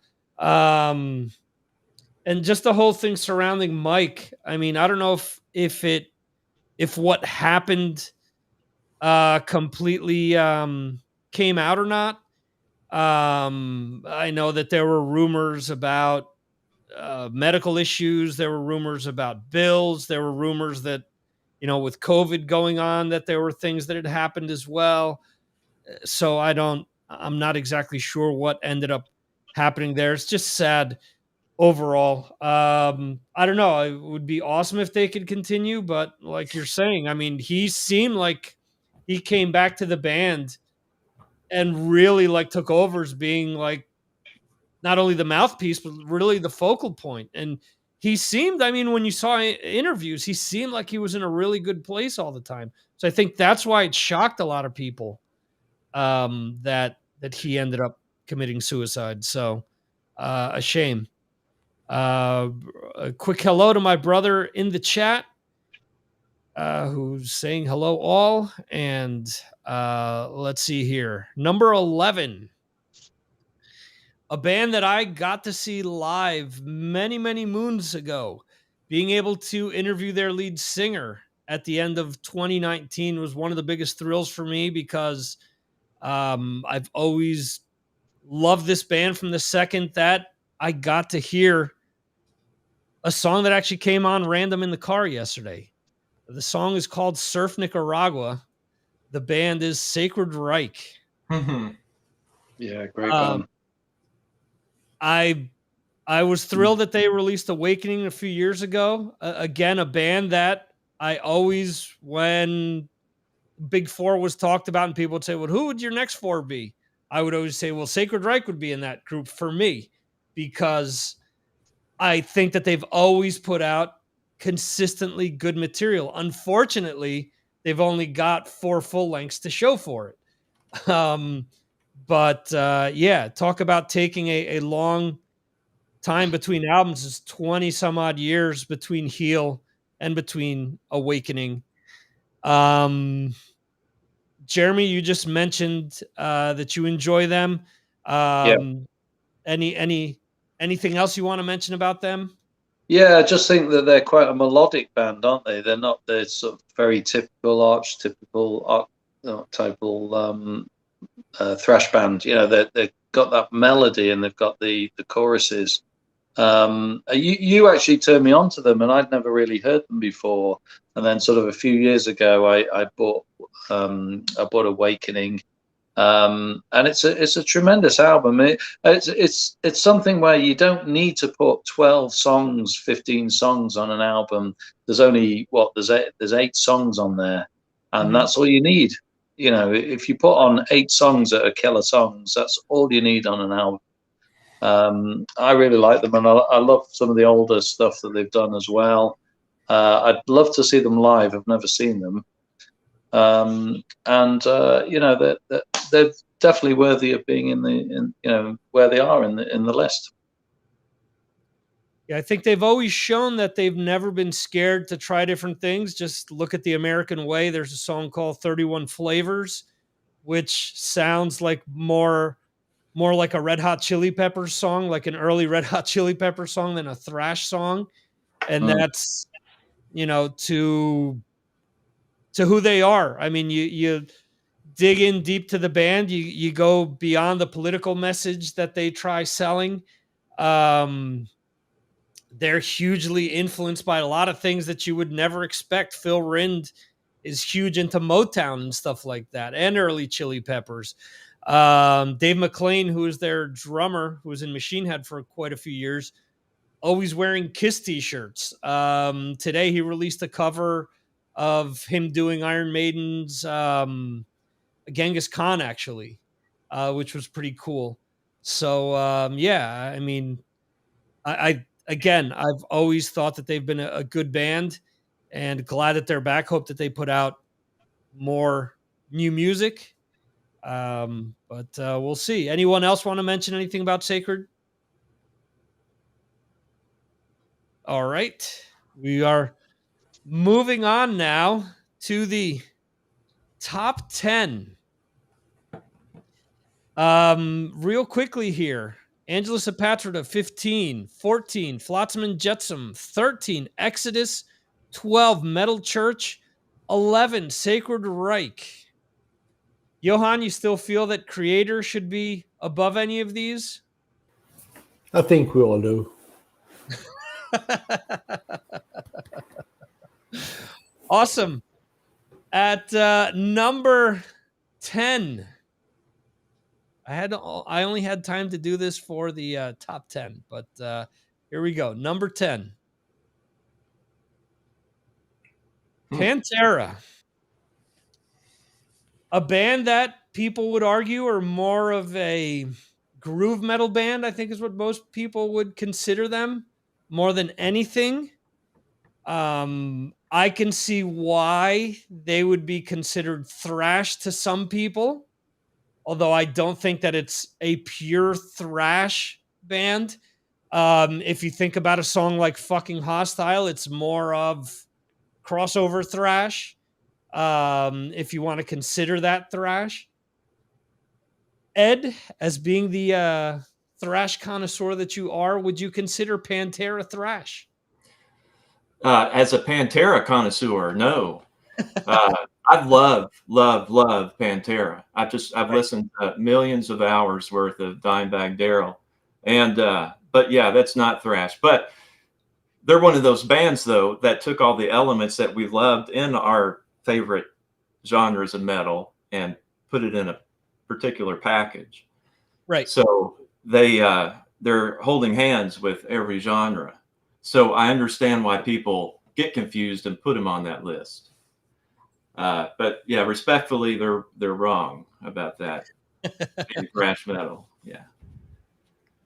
Excellent. Anyone else want to mention anything about Pantera? I know, Dan, you're a huge fan of Phil Anselmo. Me too. I say that sarcastically, Ed. Yes, yeah. Independently, he's not a good dude, but I think they're 10 because they're dead. Because there's no new music. If they were still alive and doing what they were doing, they'd be higher. So they're dropping down now. Fortunately, I was able to see them from the beginning. Not from the beginning. Well, actually, I have their early album with the guy from Lord Tracy and all that. So I used to be really big into them. I got to see them from the Cowboys tour all the way up through the arenas. So I didn't know what I was getting myself into to be able to see them in a small club with all the stage diving and all that nonsense going on to realize what was happening. Took it for granted that Dime would be around forever. Just, took it that they would always be around. Then that whole struggle thing with Phil acting the way he did and the band not continuing and all that was frustrating. And I was, I lived that moment, and they should have been the greatest too. So that's what I'd have to say about that. Hearing you say that, I actually was supposed to see them with Sacred Reich opening up at the Roseland in New York, and there was overbooking for that show, for lack of a better term. And when we got to the gate, we were supposed to have 4 tickets. We got there, and there were 2, and there were 3 of us. So the one person that went with us was like, I'll wait for you guys outside. And like in the middle of New York, we won't find you when we get back out. Nah, I guess we're all going to be missing out on this show. So I got to see them on their Vulgar tour. And it was in Louisville. And when we went in, they had seats in the lower arena. And when it came time for the show, everybody just picked those seats up and tossed them to the side. And we didn't have anything to do with those chairs. It was a great show, and I got to walk up and stand in front of that big wall of speakers while Dimebag was playing all my favorite riffs, and it was wonderful. That's funny. You tell someone in Europe that they have seats at a concert, and you want to see people have like an amazed look on their face. What are you talking about? Because most shows, 99.9% are general admission. Like in the States, you either have the open floor, and if you're in a place big enough, you could have a balcony, or you could have seats all the way in the back or around the sides, but the floor is wide open. I mean, I've gone to maybe one show here where there's seating, but that's because it was donated for a specific event. But and at that show, they played one of their more thrash metal songs off the Cowboys record, Heresy, which is one of my favorite Pantera songs, where you have that riff jam right in the middle, and Vinny just pounding away on that double bass drum. And I got to stand in front of those speakers while they pounded away on that. That was great. Johan, go ahead. I've seen Pantera many times, but the first time I saw them were in 1990 or 89, opening up for Judas Priest on the Painkiller tour. Nice. And they, Pantera, it was Pantera, Annihilator, and Judas Priest. And Pantera stole the whole show. It was amazing.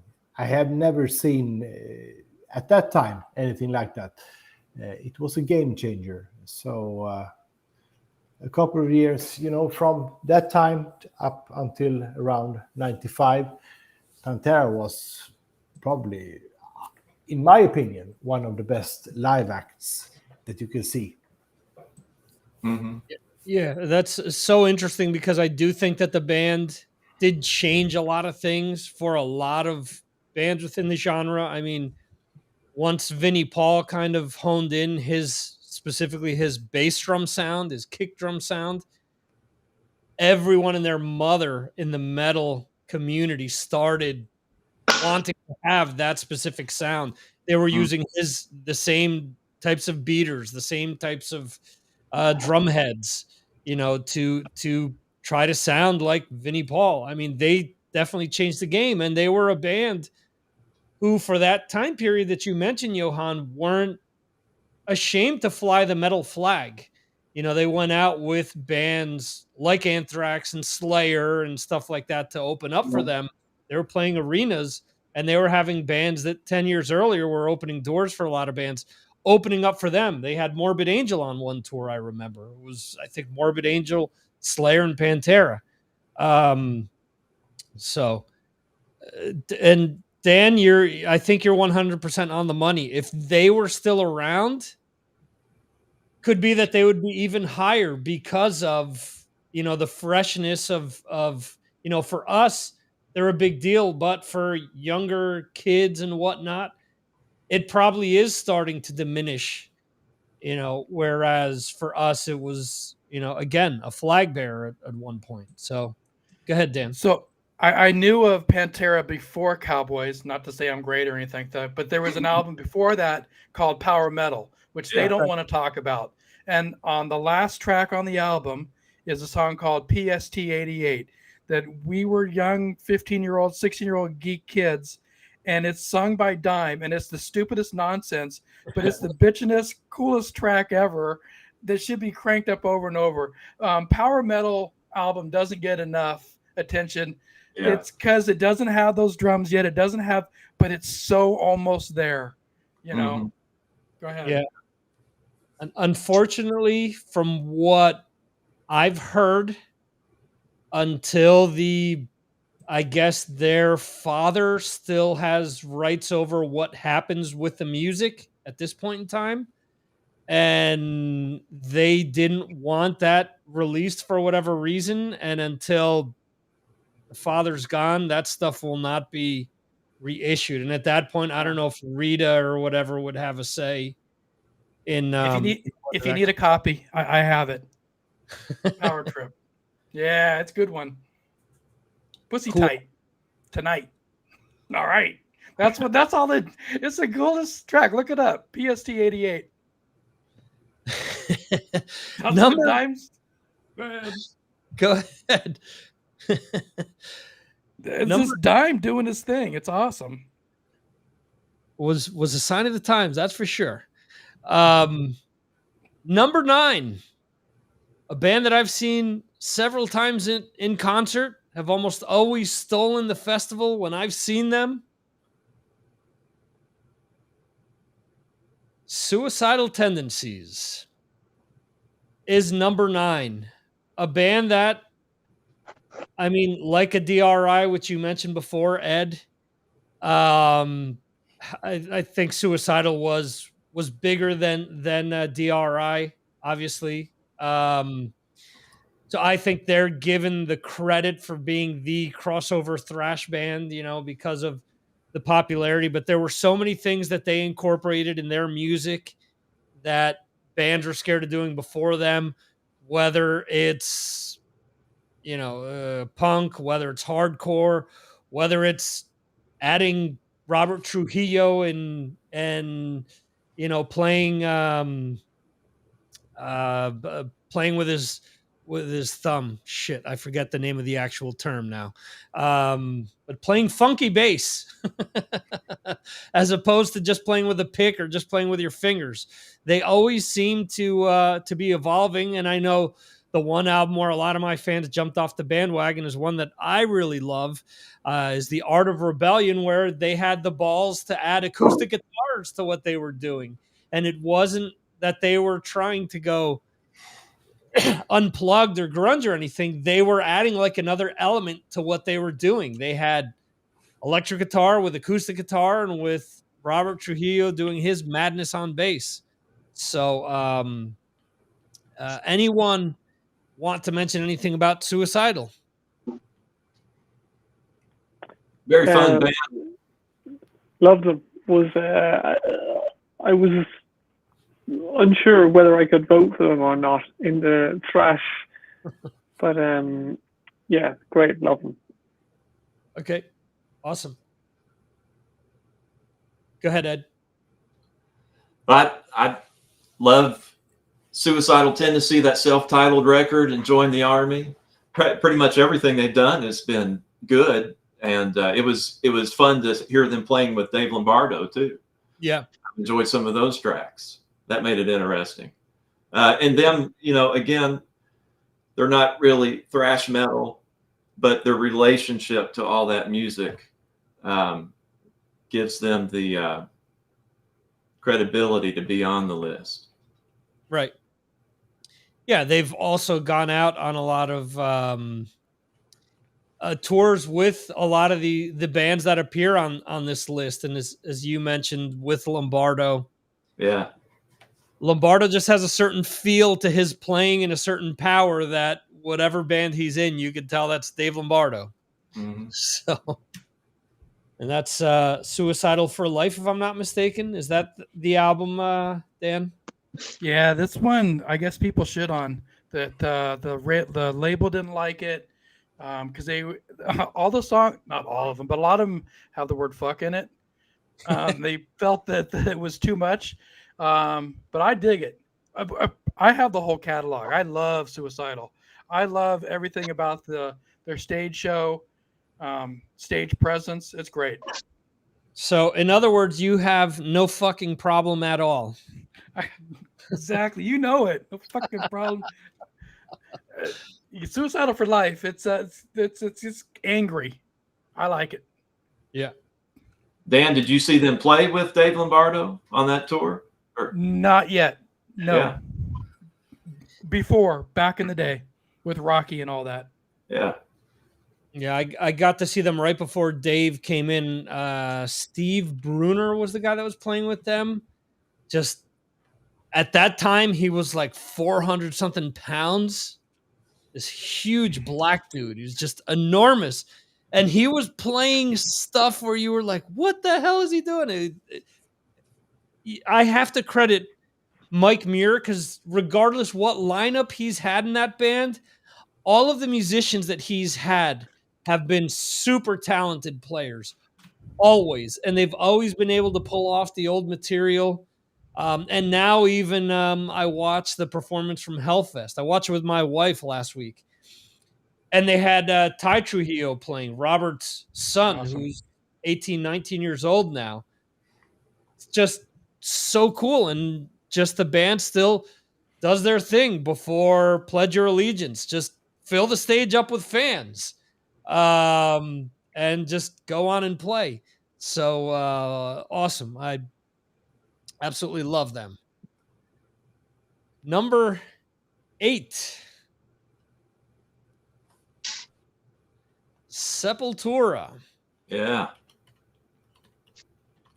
A band that I once had Gene Hoglan tell me when he was talking about the album Arise, tell me how he felt that they were one of the most overhyped bands because No. he felt that they only followed trends and were never original, was what he said. And he mentioned his thing was that Roots, which ended up being their biggest album, was just them trying to sound like Korn. So whether that's true or not, I think after moving to Spain, when I moved to Spain, all the metal bands I was checking out when I first came over here were either heavily influenced by Sepultura, by Machine Head, or Caius. I mean, those were the three big bands that every band that I saw, they sounded like one of these three bands. So for those reasons, I do think that Sepultura deserves their place on this list. I know that there are people that are really, lean towards, the early era of the band. There are people that won't listen to anything that Derek has done in the band, which to me I think is a shame because I do think that they've done a lot of really cool stuff. I think Andreas is probably the most unsung guitarist in, maybe if not thrash metal, but one of the most unsung guitarists in metal in general. He doesn't get the credit he deserves for a lot of the stuff that he does. Just my opinion. But yeah, what do you guys think about Sepultura? Anyone? Johan, go ahead. Sorry for speaking so much. No, that's I why love, we're here. yeah, I love Sepultura. They were back in the early 90s here in Europe, at least, huge. I bought the album Arise and fell in love with them. And then I went to Roskilde Festival in 94, and they have, or 95, I can't remember. They have released KOCD. And I went for the show, and it was an absolute war in front of the stage. One of the most, it was absolute chaos. People were stage diving, and there were people flying everywhere. And I remembered reading an interview with them that they always go out after the show to speak with the fans. So I flopped over. I was in front of the stage. So I went over, and I went back in the day in Roskilde. You can go to the side of the stage and wait. So I did. And after the show, the whole band came out. So I went, they were the nicest guys. So I waited, and they all came out except for the drummer. And we went out and had a beer together. With, Sepultura back in 19, they were a big band then, but they were so, come on, let's go have a beer. Nothing special. So we talked perhaps 5 minutes, and then bye-bye. And then the drummer came, and I spoke to him. Let's have a beer. And I spoke to him. So I have the nicest memory of the band. So for me, that's a great band. Nice guys. And I've seen them with Derek, and I've seen Soulfly after that. Like it all. Very good. Very good band. Nice guys. Yeah. Very cool. Anyone else? I agree. I love Sepultura, especially that Beneath the Remains, KSID, and Arise.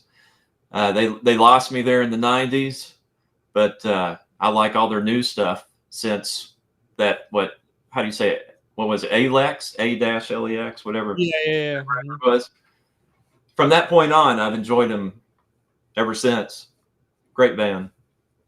Yeah. The other cool thing too that I said that about Andreas, but if you guys haven't seen their drummer Eloy play, just a fucking ridiculous player. I mean, just seeing him play, and I haven't heard one person ever say to me, "Oh, I wish Igor was back in the band."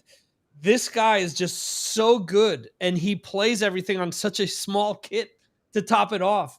I mean, it's just full of energy. He just broke his leg like 2 months ago, and he's back playing with them.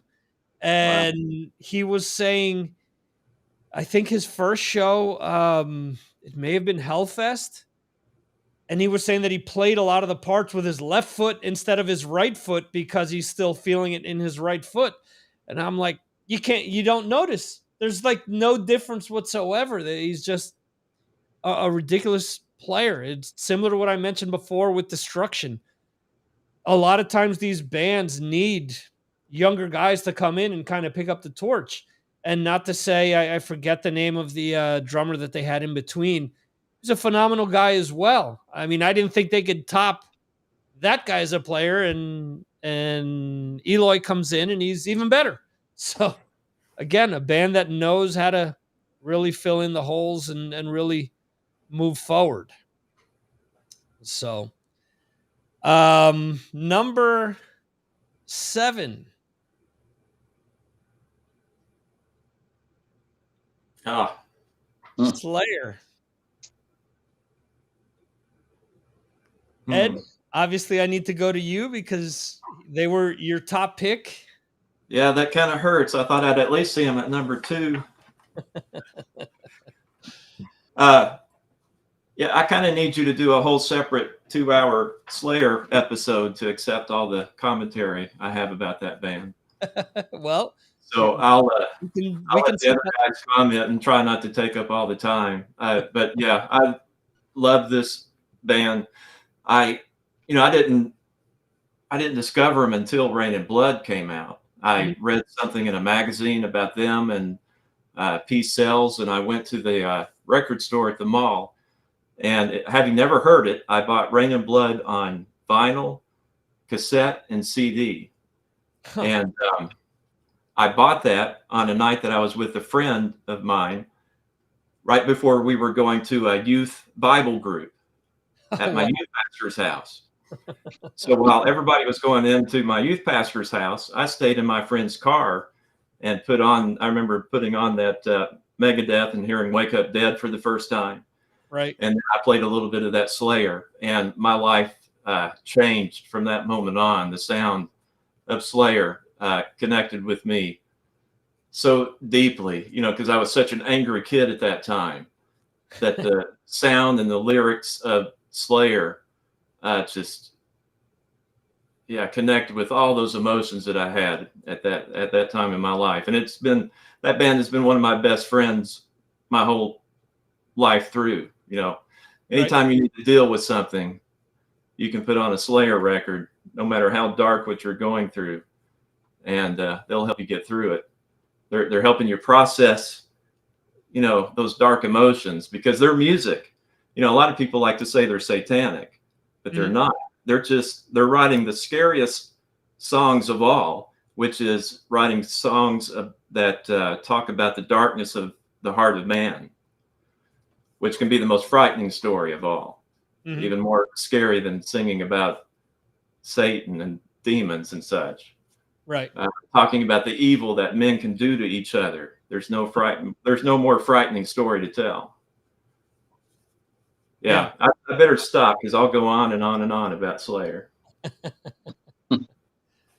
Yeah, I think we all have that band that we have that sort of connection to. which is what makes music so powerful, that we have a band or an album or songs or whatever that when things get tough, we turn to that band, those words, those riffs, those beats,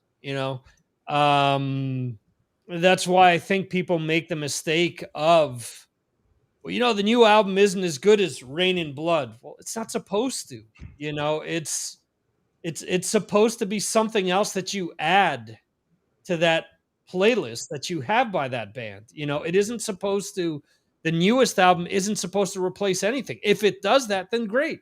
But if not, doesn't mean you can't enjoy something because it isn't Rain in Blood. I think that's the most asinine thing that people can do. They limit themselves to a lot of good music as a result, So And I'll also say that I'm not surprised either that it's at number 7, because Slayer is an acquired taste. There's a lot of genuine metalheads that don't like Slayer. A lot of my friend group didn't like Slayer. Some of them kind of came around as time went on, and they put out some different kinds of records. But yeah, I'm never surprised when someone likes metal, but they don't like Slayer. I hear that a lot. I was one of them because I didn't put them in my top 10. I've never been a fan of them, but I appreciate what you're saying about them. Yeah, I've seen Slayer many times throughout the years, intentionally and unintentionally. Around in California, they would open up for a lot of bands, and then I'd go see them on purpose. But I have to say, the Ozfest, the first time they did it in Devore, San Bernardino, California, it was in October. It was kind of that little bit of chill in the air. There was the wind blowing. They had the fog machine going, and there's Slayer dominating, and it was awesome. I mean, it was better than Ozzy and anybody else. It was so cool. Awesome. Who else wants to mention something about Slayer? Just that I'm very surprised at how low they are. I would have thought number 2. Yeah. This is going to be the creator of the second hour. It will. Yeah. Johan, anything you want to say about Slayer? Yeah, I'm not the biggest Slayer fan, but I bought Decade of Aggression when it came out. And that's a great album and a great mix. What do you say? A compilation? Yeah. Compilation of the band. Sure, great. I've seen them many, many times. The one thing if you want to see something bad about Slayer is when they go out on stage, they play almost like robots. They don't care about the audience. They just play. I know I'm, but that's how I feel about them. But the last time they played on their farewell tour, that was the best time I've ever seen them, because they connected with the audience and they were there like they never used to be before. But that's just my opinion. Yeah. If you could understand my bad English. No, absolutely. Understand 100%. And you could say mix instead of compilation. People will understand. So, does Slayer come back? No. I don't think Tom's going to do it, and it won't be Slayer without Tom, no matter what anybody says. Yeah. Does Carey have enough staying power to go out under his name, or does he have to put a band together with a bunch of all-stars for it to make a dent? Not to do arenas. He could do clubs. Right. Mm-hmm. I think. I mean, go ahead, Ed. There was that rumor of him doing something with Phil and Gary and maybe Paul on drums, but I've always hoped maybe they do something like that, and let's hear what they come up with. Well, That would we'll be see. the thing to do. Just put a new band together and just Yeah, almost Yeah. start again. yeah. Would they have an issue though, where they would have to play Slayer songs though? I'm Not sure really. they would, and that would be fine. Well, we will see. We'll see if the money doesn't matter, because I know, again, Kerry seemed like he was kind of jonesing or saying that they ended too soon. But we'll see. We'll see in the next few years. Number 6, a band that was away for quite some time, came back, and I think they probably came back stronger than ever. And I'm imagining I'm gonna see Metal Dan's chair go empty in a second. Nice. Death Angel at 6. Dan, I think you're the person that I've spoken to the most about Death Angel via the trivia show and other things. You said that you've seen them quite a bit over the years. You even said that you got to see the organization, if I'm not mistaken. Tell us what Death Angel means to you. Yeah, I mean, at one point it seemed like the band was dead. If you review their history, they had some issues, and that's where the organization came in, and they just haven't hit the popularity that they should. Right. I've seen them many times, and they're great. I'm not sure what else to say about it. Memorable performances in small clubs and just dominating, kicking ass. Everybody contributes, and everybody looks to the fans, and they work the crowd. They're great. Yeah, I got to see them first at a festival, and I think that they kind of stole the show that day that they were at it, because, at least for me, because I didn't expect them to be as good as they were live. They were dead on with everything. And this was the first album, or may have been the second one. No, it was Killing Season. It just come out. And they were playing songs off of that album. And I was like, okay, I've listened to this song, I've kind of glossed over it, but now I need to really pay attention to this album. I mean, this album has a lot of really good stuff on it.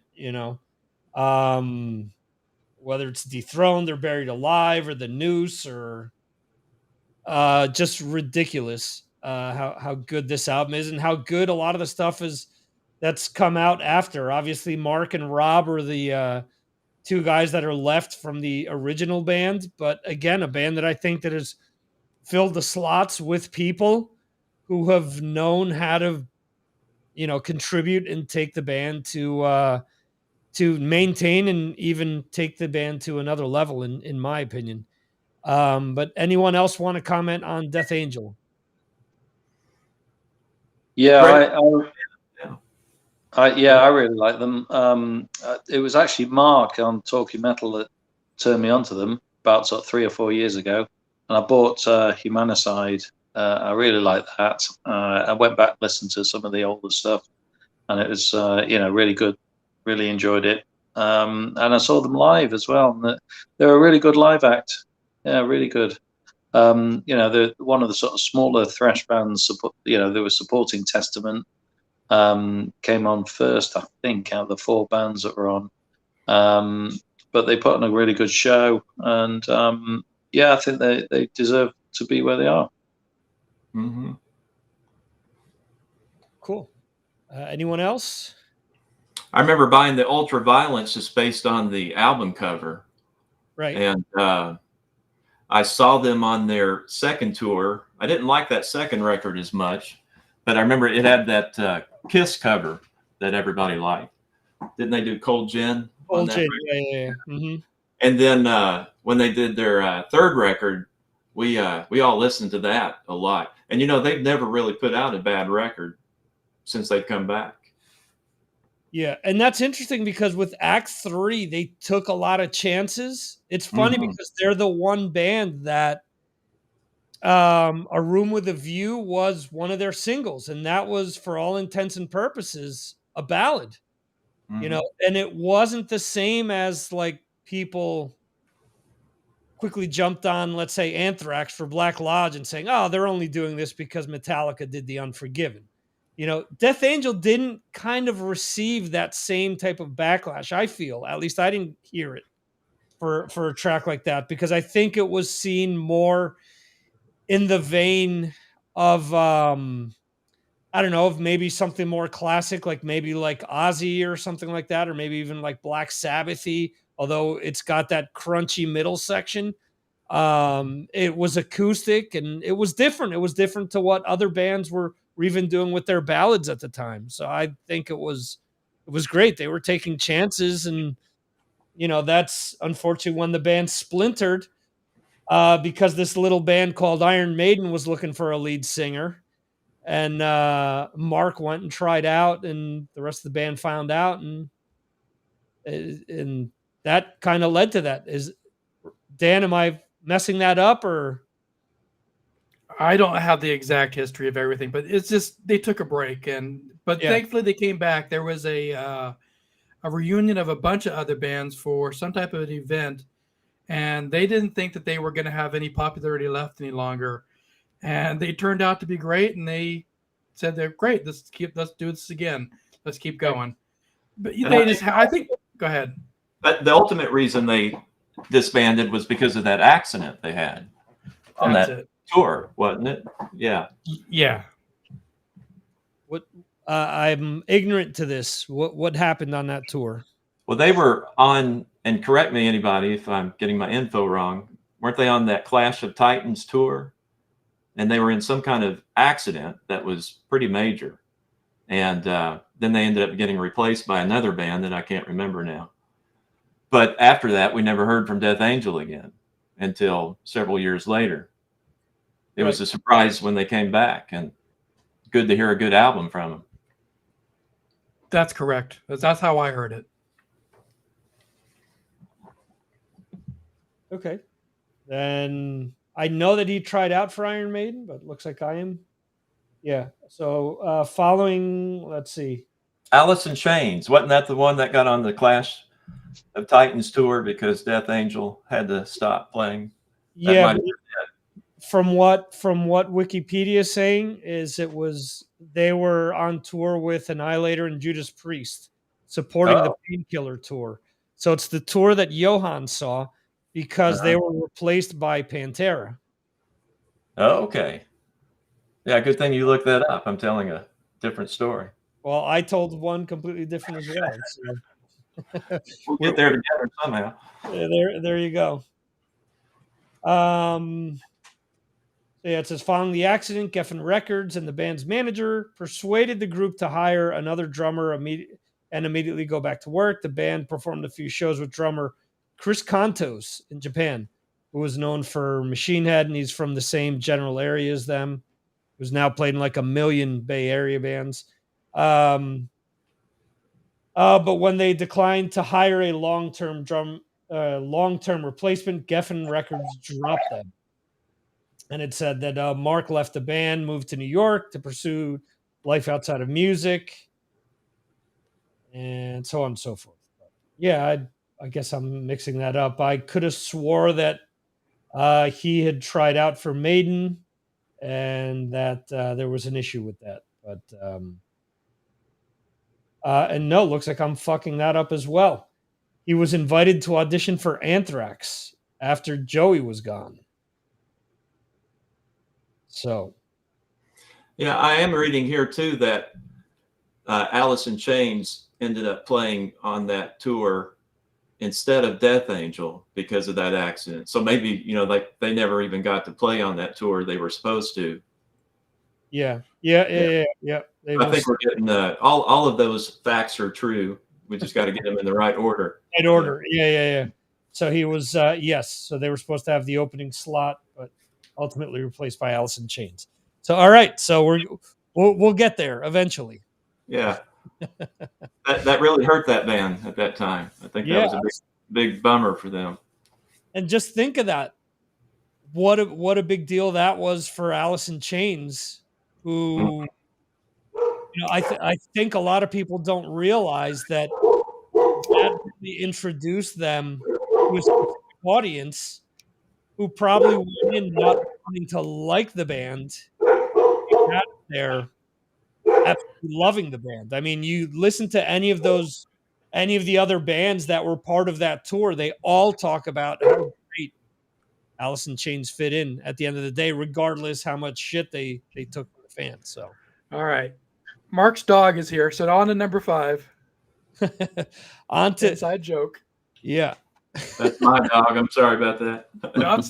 That's Striegel's dog, I'm pretty sure. Now there's no UPS guy at the door.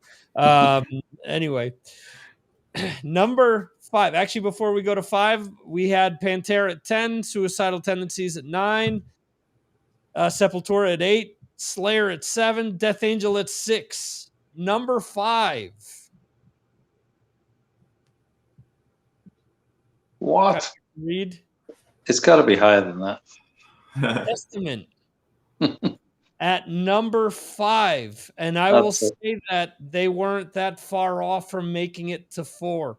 4 and 5 is really, really close. And actually, 6, 7, and 8 was very close. Then there's a jump up to what 4 and 5 got. And then the first 3 are even closer. So, Testament at number 5. A band that I talked about a little bit before. A band that never went away when some of these bands did. The 90s came around. Other bands were accused of trying to fit in with grunge or to do certain things. Testament got heavier and heavier as time went on. If you look at albums again, like Low, The Gathering, and Demonic, and it just seemed like every album was heavier, one from the other. My introduction to something that Anthony kind of mentioned before, the first person that kind of started singing with guttural vocals that I started to appreciate was Chuck Billy with that Low album, where before that, I didn't get it. And then I heard the song, I heard the title track, and I heard the song Hail Mary, and I just lost it. I'm like, holy crap. I'm like, what is this? And that's when I realized, where he was getting it from. So, so Testament. Who wants to share thoughts on Testament? I've seen them at least once with Paul Bostoff on drums for that Formation of Damnation tour. They were opening up for Judas Priest. It was Priest, Megadeth, and Testament, and they were ridiculous. They were great. Jeremy, you had Testament on your shirt there? Yeah. I've seen them about maybe 4 or 5 times, and I saw them once at Download Festival, and they really blew my mind. They were very, very loud, but they very well produced. Very sort of the sound was very clear. The songs were fantastic. I've only ever been into them for 10 years, so I first got into them on the Dark Roots of Earth album. Okay. That came out. I'd not really I sort of heard of the band before, but I'd not really got into them as a one of my favorite bands. And then after that, I bought the Dark Roots of Thrash album, the live album, which Right. I'd say is probably one of the greatest thrash live albums that's ever been made. It's a greatest hits album for one thing, and it's just so well produced. And it's got all the elements of thrash, and I like the fact that you got Skolnick and Peterson, who probably 2 of the greatest guitarists that thrash has produced as well. Obviously, there are others, and we're going to talk about Megadeth in a bit, I'm sure. But those 2, they're both lead guitarists. They're both they're both soloists. They're both riff masters. And the great thing about Testament is you don't have to like everything that's on every album, but on every album there are great songs. So there might be 3, 4, 5 great songs on each album. And like you say, they keep producing it. Even the very latest album that they've just come out with. Again, you don't have to like everything on there, and I think it probably fades a bit, in the second half. But the first, what would be the old traditional first side of the album, is probably amongst the greatest stuff they've ever done. Yeah, they're again been consistent with, like you said, just putting out good stuff. Who won't? Go ahead, Dan. I've been a huge fan of them, but I've lost some of my favoritism to them lately. I can't get into the new album. I probably suffer from burnout. I've seen Testament a lot. I've seen them from small clubs, the country clubs, was a venue back in Reseda, through the big arenas. I saw them at this really small club, and I guess it was Eric's birthday, and they had a stripper come out. So that was unusual to stop the show and do a strip. That was cool. Jesus. So just the unusual. And mentioned the album Dark Roots of Earth. The song they should be playing and they don't do is called Last Stand for Independence. That guitar riff is amazing. It's one of the best things. When I hear that song, I play Last Stand for Independence again. It's a back-to-back each time.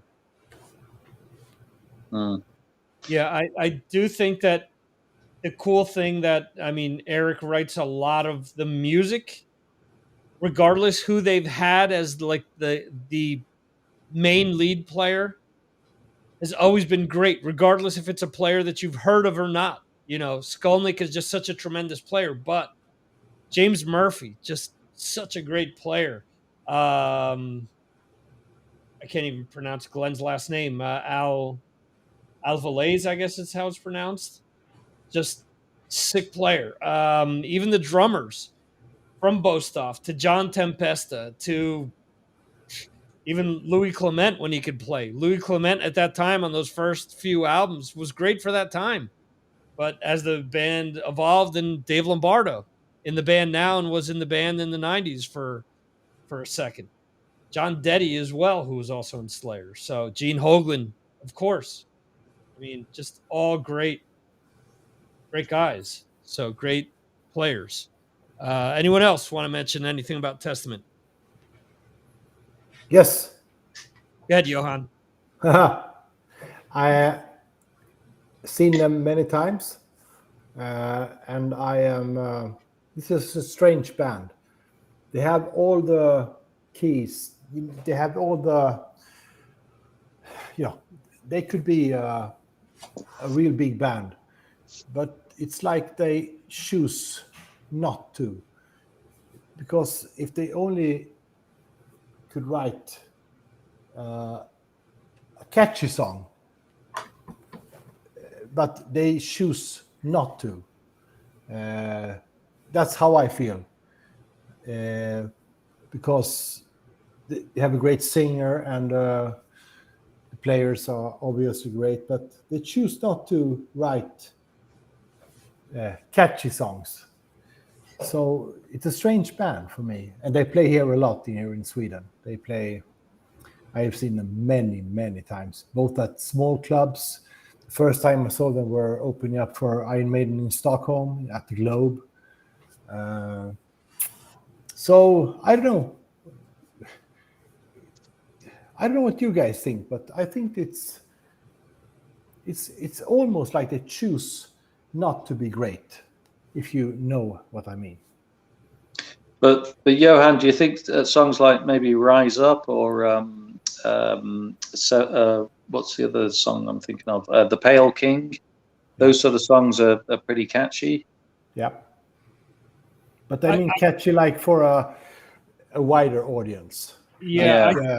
Like Electric Crown. It's almost catchy, but I think they have it in them, but they choose not to be mainstream. I don't know, but that's how I feel. Yeah. Not in a sort of Metallica kind of way. very mainstream. Yeah. Yeah. The Ritual, which has Electric Crown, I think was their attempt to do that, because Electric Crown got played a lot in the US, at least on metal radio, and it was on Headbangers Ball week after week after week. And then Return to Serenity, which was I think their first ballad, that got a ton of airplay as well. So I think they tried, because Atlantic wanted them to do something that was catchier or more popular, and it just didn't work. And when that didn't work, they came back with Low, which was the heaviest thing they ever released at that point in time. So I think they've tried to do it, but then after that, they just decided not to. You know, the other thing too is you have to figure that, like I said, Eric Peterson is the main songwriter in the band. Chuck Billy, although he does, I mean, I'm looking at Low, and he's got a lot of writing credits, at least on the later albums. He doesn't write a lot of the lyrics. Del James writes a lot of this stuff. Del James, who is best known for writing the lyrics for Guns N' Roses. So I'm looking at Formation of Damnation, and he has credits on every single song. So, what the hell do I know? But yeah, there's a lot of stuff that he gets help with when it comes to writing this stuff. But regardless, I think they're a great band. Again, we get to this point where Testament, Death Angel, should Slayer have been above them? Yes. Yes. Should Creator have been above them? No. Not necessarily. Okay, Johan is saying yes for Creator, but Yeah. would you have put Creator above Suicidal Tendencies, Pantera, Sepultura? No. Okay. No, not those bands, but Okay. no. So number 4 only beat Testament out by a few points for number 4. I think that this pick may stir some shit up. Anthrax. No, Overkill. No, that's good. Overkill, a band that a lot of people voted on, whether they were high or low on the list. A lot of people voted for them. I am surprised, personally, that they ended up at 4. I surely would have thought that Slayer, Testament, and Death Angel would have probably gotten higher on the list than Overkill. But being someone from New Jersey, I'm happy that Overkill ranked where they are, because, homegrown boys. And the band has always been nice to me. So what else do you want? They are. Yeah, they are such good people. I did the meet and greet recently before the pandemic, and the moment I heard Blitz's voice when he walked in, put a smile on my face. I didn't have to see him. You could hear him, and you just go, this is going to be great. And he was super nice. Everybody stopped down, but he was over the top nice. Yeah. What a thing. And I enjoyed seeing them every time. So far, no burnout on Overkill. There you go. Who else wants to mention something about Overkill? I've been loving all of Overkill's records in the last 10 to 20 years. Yeah. I mean, I've been listening to him since the mid 80s, and I even saw him live, but I didn't like them nearly as much as all the other bands. But now I think they're right up there with all the other bands, and putting out records that are a lot of times heavier than the other guys. Yeah, I think Immortalis was when they started to direct the ship in the right way. But Yeah. Ironbound, which came out in 2010, was when they found like the formula to kind of give them, Overkill version 2 like meaning and substance. I think from then, from 2010, they've released Ironbound, Electric Age, White Devil Armory, The Grinding Wheel, and The Wings of War. I think all of those albums have been strong to keep them in the same conversation as a lot of these bands. And we've seen that there have been combinations of tours where it has been, Overkill, Testament, Death Angel with Slayer or Anthrax, or it's almost like they've kind of popped these bands in and out where it shows their appeal and their importance, and they can still go out and headline, not arenas obviously, but they're still going out and doing, theater tours where they're pulling in, 1,000 to 2,000 people a night. I think that says a lot to what they have been able to do with sort of right the ship per se, for a lot of people. Anyone else want to mention anything about Overkill? You could almost credit them too, like Exodus being one of the earliest bands to be demoing thrash metal songs. I mean, if you really want to get technical with it, they started up in 79, I believe, trying to find their way. They initially were maybe more of like a Kiss type band, because there are pictures of them in white makeup and stuff like that, where they were trying to do that stuff, and they covered Deuce on their one covers album. But I think that Motorhead was probably what Motorhead and early Priest is what really started to point them in the direction that they went on. The band was called, before they were called Overkill, they were called Tyrant because of the Judas Priest song. So, so they were, they covered Priest, they covered obviously Motorhead and stuff like that. And again, they were a band that early on covered Sonic Reducer from the Dead Boys, which is a punk song, So again, there's a lot of different things that they did early on where, like you're saying, you can kind of argue that, maybe they had their pulse on something. They had their finger on the pulse. I think they did. Yeah. They weren't there yet. They hadn't gotten discovered yet. And they're definitely part of one of those early Megaforce bands that helped push that label to the notoriety that they ended up getting. So cool that they ended up at number 4. Number 3, I will say that out of the top 3, from 3 to 2, there's a 4-point difference. From 2 to 1, the number 1 band wins this list, this poll, by 1 point. Who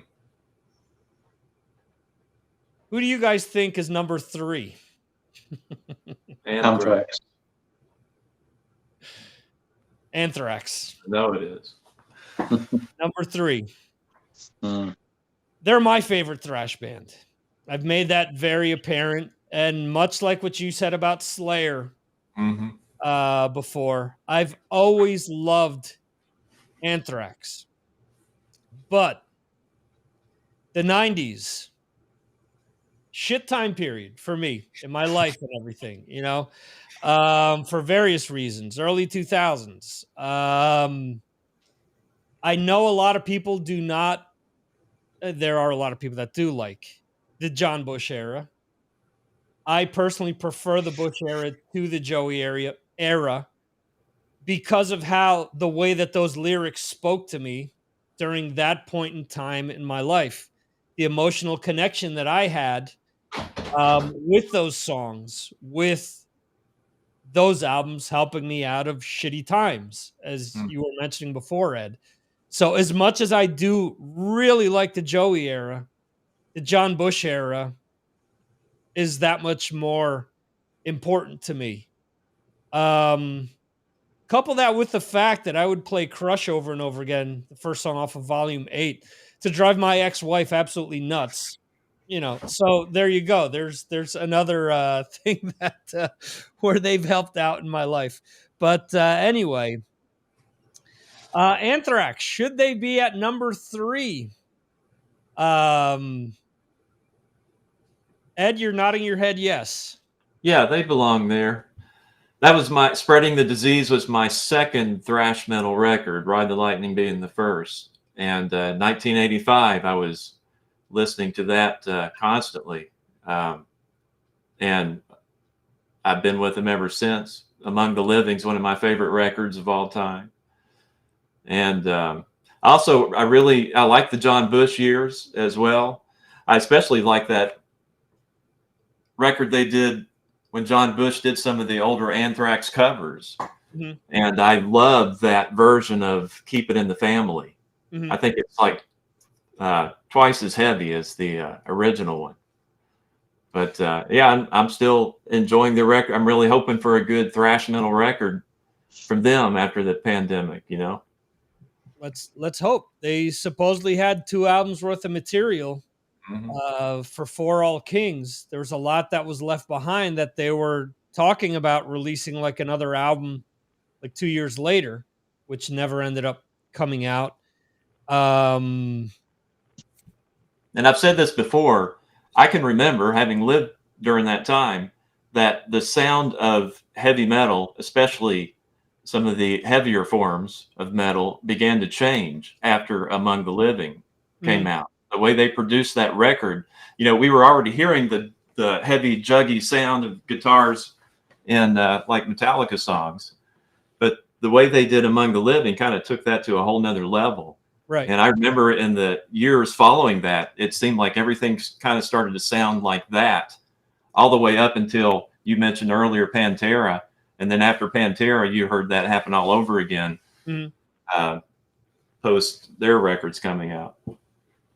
Yeah, that's interesting too, because I do think that spreading is very important with that as well. Like it was almost like Among the Living B, but didn't quite have the same production, didn't have, was the songs are good, but they're missing something.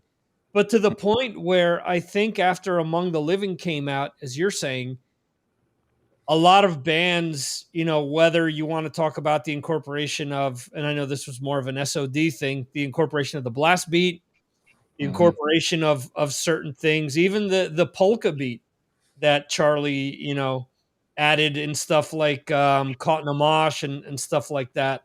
A lot of bands started incorporating and that stuff. And then the type, I think the style in which the riffs were composed and played. I think there's a lot of stuff there that if you hear them, for example, on the recent covers album where they covered Cheap Trick, they did the song Big Eyes.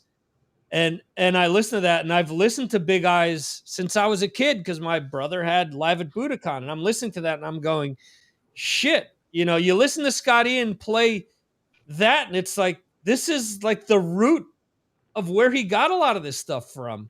A lot of these types of 70s chord progressions that just with him playing the way that he plays, the way that he attacks the strings, it kind of made that Anthrax. If you listen to Scott play almost anything, you realize, wow, that's Scott. That's his playing. That's his hands.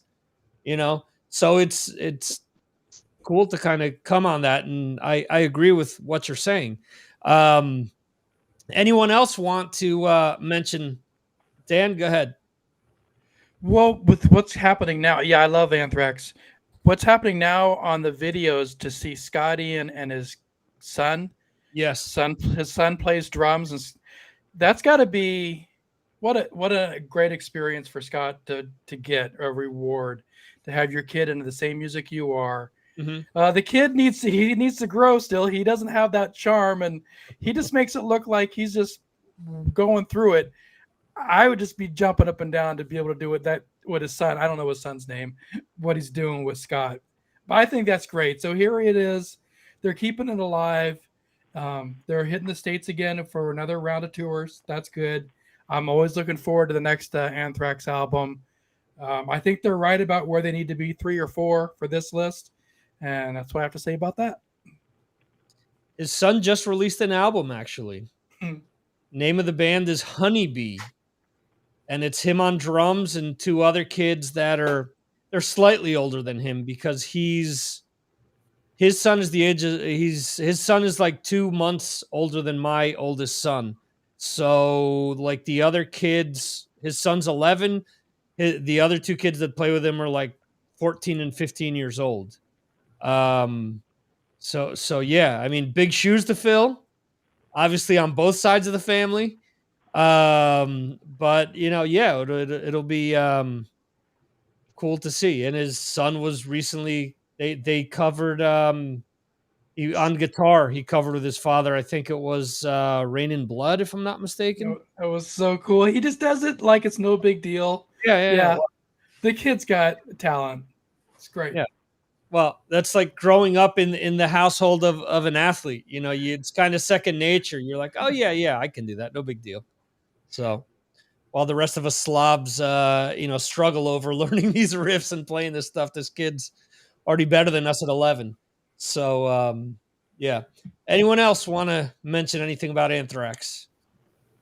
Yeah, Sure. just think, Jeremy, you start. no, just think from a UK perspective, they were a really big thing in the UK around the sort of the Among the Living album. They suddenly took off, and I think at the time they were probably the biggest thrash metal band at that particular moment. Bigger than Metallica even. And I remember a lot of people being into them. I personally wasn't into them at the time, but now I've listened to that album and a few of the others since. I'd rate them very highly. They certainly have they made a massive contribution to that particular genre of music. There's a lot of great songs amongst their output. I don't know if Anthony thinks the same. In Ireland, do you think they were a big thing at the time? They were big, yeah. They paid a lot of attention to this part of the world, and we had them opening for Metallica here on the Master of Puppets tour, and then like a year later they were back on their own, headlining themselves with Among the Living. So, and they were really these were big gigs at the time. So they were super popular until they had a bit of a hiccup when they came back here with State of Euphoria, and they had to. I've mentioned this before. They walked off stage, and they've had a bit of a tricky relationship with Ireland since. But I don't know. Anthrax are one of those bands. They're really good. Love them. I've been listening to them since Fistful of Metal. But they're like Kiss in that the lore of Anthrax, you could talk about them forever, and you could bitch about them forever, and the decisions they've made, whether they're good or bad, over the years. So there's a lot to talk about with Anthrax, but musically, sure, they deserve to be where they are. Couldn't be anywhere else, really. Well, maybe number 4. And before we leave that conversation, I also think that Dan Spitz is one of the more unique guitar players in that genre. Nobody plays like that guy, and I kind of miss his playing. Is that why you think he taught Dime how to play all the solos that he played on Stomp 432? That's right. Yeah. John Bush got a good chuckle out of that. Johan, you were going to say something. Go ahead. Yeah, just quickly. I bought the album Among the Living, and I have really liked them since then. Followed them through the years. Saw them the first time on the Persistence of Time They were opening up for Maiden in Gothenburg. I liked the Jan Busch records as well. Yeah, great band. The best in this genre. Absolutely. Still love them, actually. What a great band. Cool. So we're down to 2. Real quickly here, let me just recap the 10 up to now. We had Pantera, Suicidal Tendencies, Sepultura, Slayer, Death Angel, Testament, Overkill at 4, and Anthrax at number 3. At number 2, We all know who the top 2 are. It's just which ones in which order. that is correct. The majority of everyone has said who they think is number 1, but voted number 2, losing out number 1 by 1 vote. Yay. Metallica, Controversial. 2.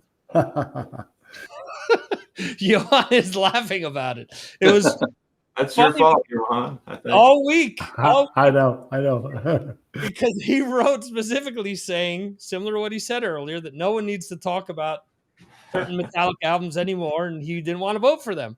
Mhm. And all week, as I'm seeing the voting take place, I'm thinking, is Johan at the end of the day going to say, I should have voted for Metallica? They would have been number 1. But given your smile and your laugh, I'm assuming that the answer is no. But yeah, so Metallica gets 1 point less than the number 1 band, which all you guys can assume who that is. But Metallica, a band that I honestly got into late because for whatever stupid reason, when I was in school, you were either an Anthrax and Megadeth fan or a Metallica and a Slayer fan.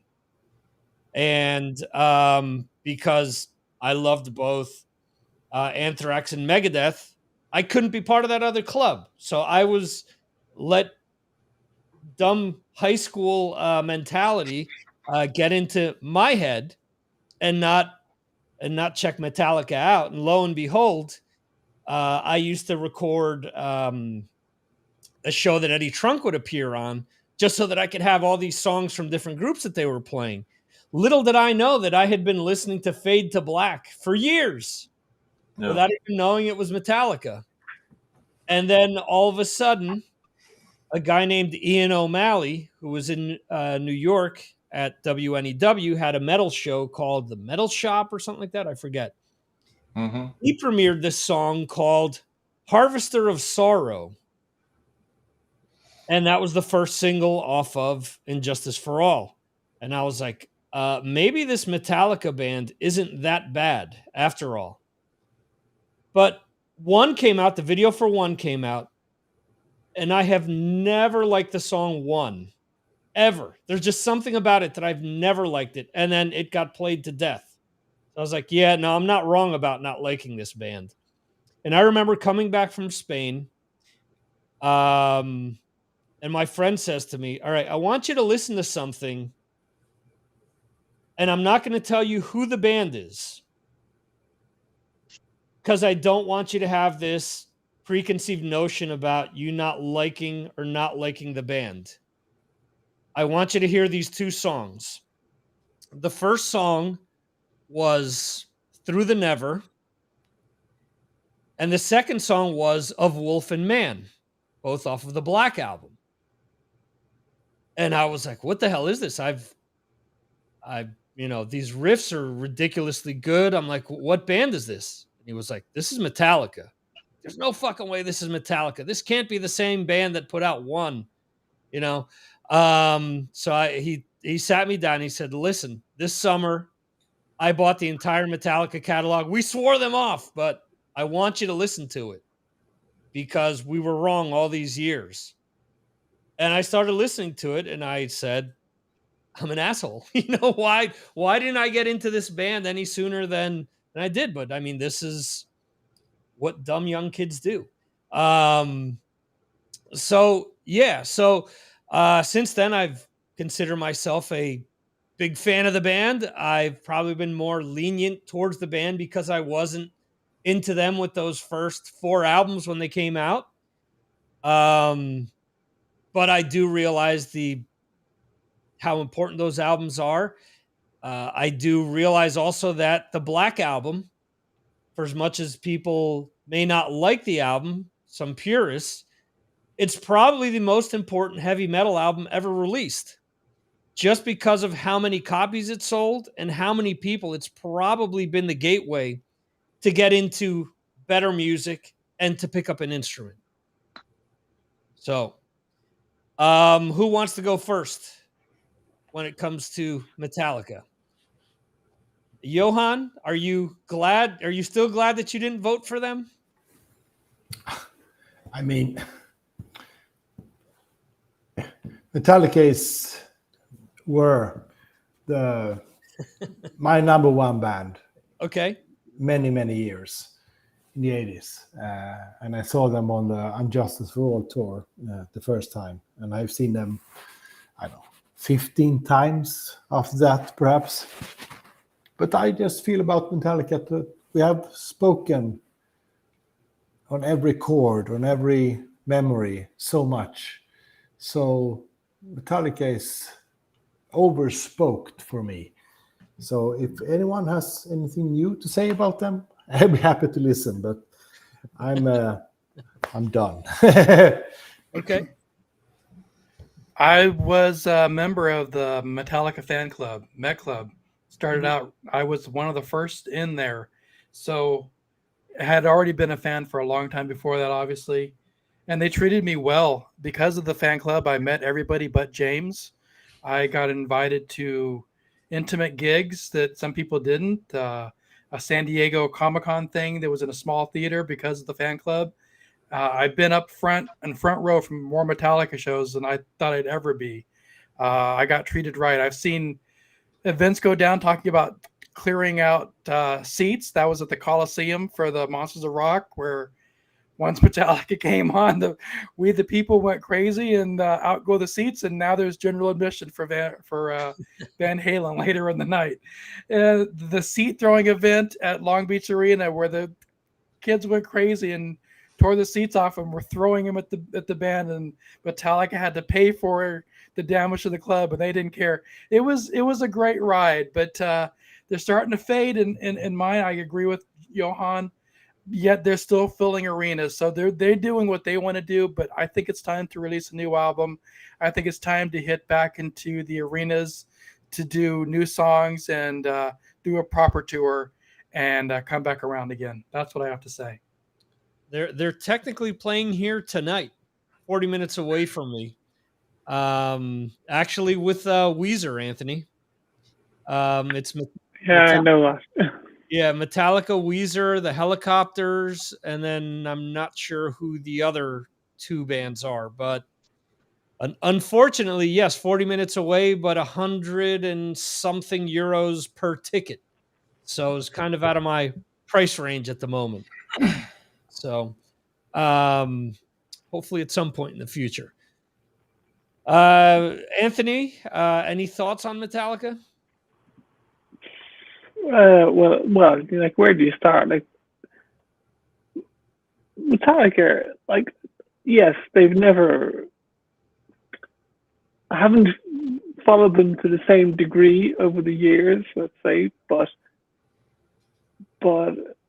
whenever they come here, I can't imagine not being there. You know, there's many times like Megadeth have played, and I'm like, I'm not going to that. Judas Priest have played, I'm not going to that. But Metallica, you kind of gotta go to see Metallica, because I've seen them so many times. Like, going back to the Master Puppets was the first time they played here, and Metallica just do what they want to do. They've had a very consistent message from the very beginning. Like their message from the start was always be yourself, do what you want to do, fuck everybody else. Mm-hmm. And I feel that that's what they've done. And they've sort of maintained their integrity. So they're a great example of a band. Maybe apart from some of that stuff they're doing now, where they're bringing out watches and there's like Metallica Mercedes or something like that, but shit like that. Right. But they just seem really cool, and together. Like I don't know if has anyone ever seen that film Mission to Mars, where about this kid who wants to meet Lars. Right. Yeah. It's just really enjoyable. Like when you finally meet him at the end, you're gonna go, God, like he's such a cool guy, and he does. This is what be rich your whole life. You can end up being so nice. So I don't listen to them so much, but I have a soft spot for Metallica, but it's undeniable. Yeah, Metal Dan, they haven't released a Metallica candle or Metallica lipstick or eyeshadow that I'm aware of. Actually, they did, but they sued so that they wouldn't use their name because they didn't want it to confuse fans because they hadn't given them permission. But yeah, I understand what you're saying. The other puzzling thing is we've heard, for example, James just got out of rehab and they just put out a whiskey. Mm-hmm. I've got it right here. But I mean, that's good stuff. I enjoy that. Yeah, it's good. But I mean, my question there, if you have a lead singer that struggled with alcohol his entire life, is putting out your own label alcohol the right thing to do? I mean, that just, to me, that's kind of perplexing. There it is. Wow. And then I've got another one. They did a rye whiskey with the Willet Distillery, which is better than this one. Oh, wow. They charge a good amount for it. It's $50, $60 US for that stuff, but it's tasty. Right, yeah. And if you were to buy two of these from this release, the two boxes together would create this image that's going around the side. If I bought another one, I could put them side by side to see the whole image, but I didn't get that. All I need now is that Motorhead whiskey. Oh. Anybody sees that, you need to get it and save it for me. I want it too. They release stuff, and then the band you're going to talk about next, their beer is really good too. You're going to get it. Oh, the AC/DC beer? Yeah, I've tried the Megadeth beer. Anthony, were you at the show where Metallica kind of got booed for not playing Whiskey in a Jar? No. Well, where was that? That was I believe it was at Slane Castle. Oh, they did play Whiskey in a Jar there. Right. But they played it once, but the time before that, they didn't, because I have one of the bootlegs where they actually said, we're going to play the song because last time you guys kind of playing. Was that the time that they did all of Master of Puppets, or they did all of Black Album or something like that? There was one time they played here. I was on holiday at the time, so it could have been at that gig. Yeah, possibly. I saw them here in Spain when they did all of Black Album. So that was, at this point, it was 5-6 years ago, if I'm not mistaken. I think there's only one Irish Metallica gig that I've missed. Well, or actually two if you count Belfast. I didn't go to that. Okay. Death Magnetic. Should have gone to that, actually. Gotcha. Jeremy, your thoughts on Metallica? Yeah, well, what you've been sort of pointing to really is the fact that they're actually a brand, not a band. Right. And so, if you think about it, there's only a few mega bands out there. There's Kiss, there's AC/DC, Iron Maiden, and these bands are not just bands; they're brands.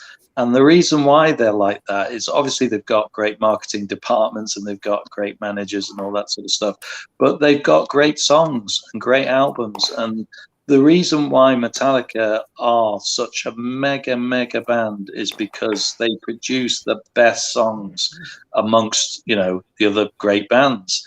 And I would suggest that Metallica have probably 3, maybe 4 albums that are better than any other thrash band's albums. That's my opinion, and obviously some of you guys are going to disagree with that, and that's fine.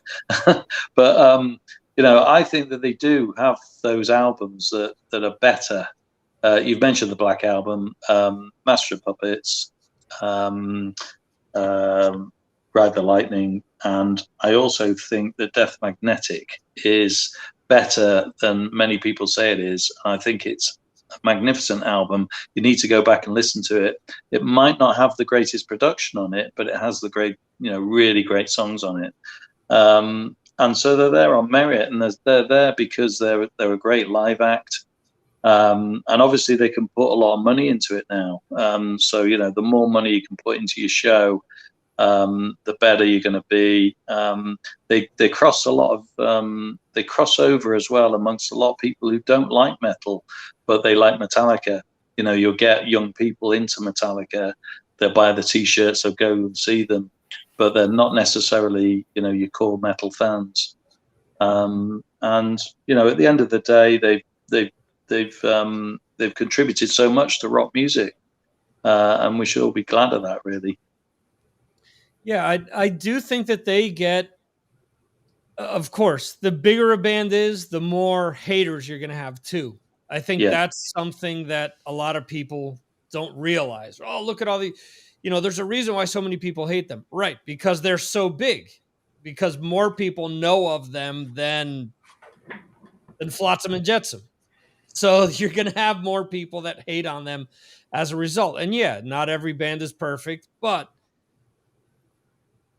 the whole crowdfunding thing, when they put out Death Magnetic and they would release video clips once a day, it got you you wanted that album because once a day you'd get a clip. Then certain days a week you'd get 2 clips. Then they'd give you songs, in advance. Like I think Cyanide, Judas Kiss, and I forget, maybe it was The Day That Never Comes.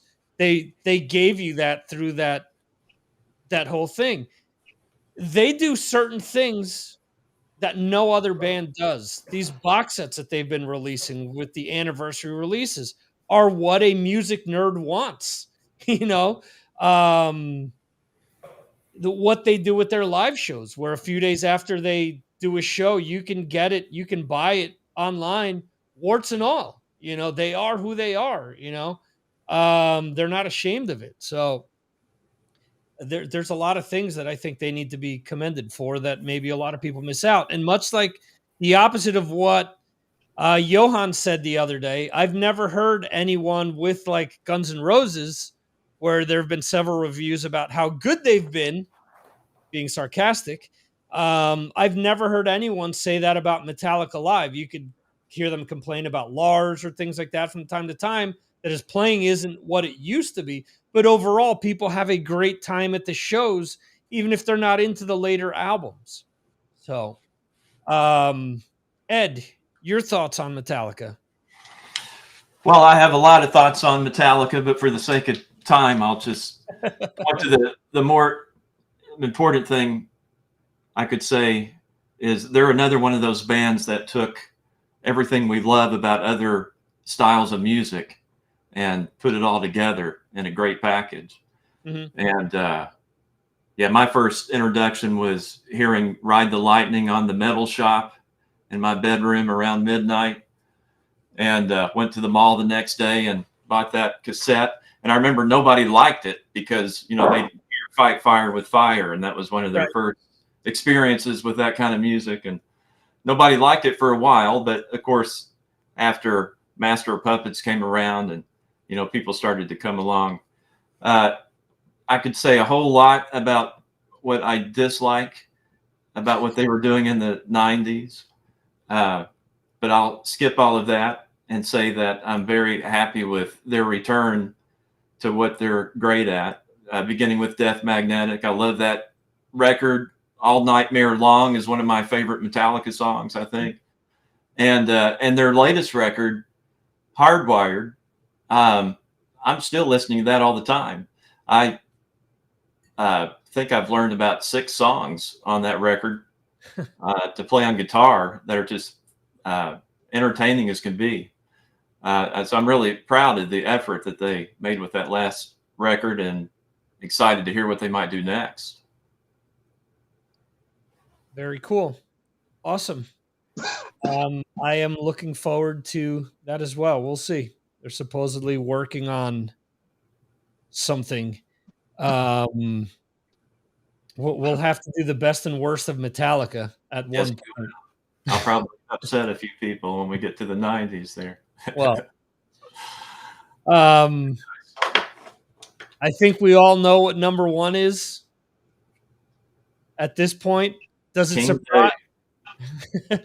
Does it surprise anyone that Megadeth The Godfather was number 1 out of this entire list? I mean, let's be honest. I think with like I said, the first 3, the voting is separated from 3 to 1. There's 5 points difference. There's 1 point difference between Metallica and Megadeth. I think all of the Slayer arguments are valid. I think that for the most part, all the different things that have been said tonight have been valid. Are there 2 bands that are more important to thrash than Metallica and Megadeth? I know, Ed, you would probably argue that Slayer is more important, but well, just from that's favoritism there. But yeah, King Dave, he belongs up there at the top. Yeah. This also leads me to another question. When I spoke to Chuck Billy, I asked him about the Big Four and how he thought that term was dumb. And on the flip side, Blitz from Overkill said, "Oh, I get that." He goes, "They're all my friends. And plus, those are the 4 bands within the genre that have sold the most. That's So right. they should be considered the Big Four." Yeah, they were. So we almost have 3 of those 4 are our, top 3. So maybe for anyone who argues that, an Exodus should be number 4 over so and so, or a Testament or something like that. We're seeing our voting, and our voting isn't that far off from this whole Big Four argument. Megadeth, Metallica, Anthrax, and Slayer isn't that much farther down. To me, that's surprising. I expected them to be higher than they were. I'm not surprised that Megadeth and Metallica were there. I'm surprised that Anthrax was this high. I'm pleased.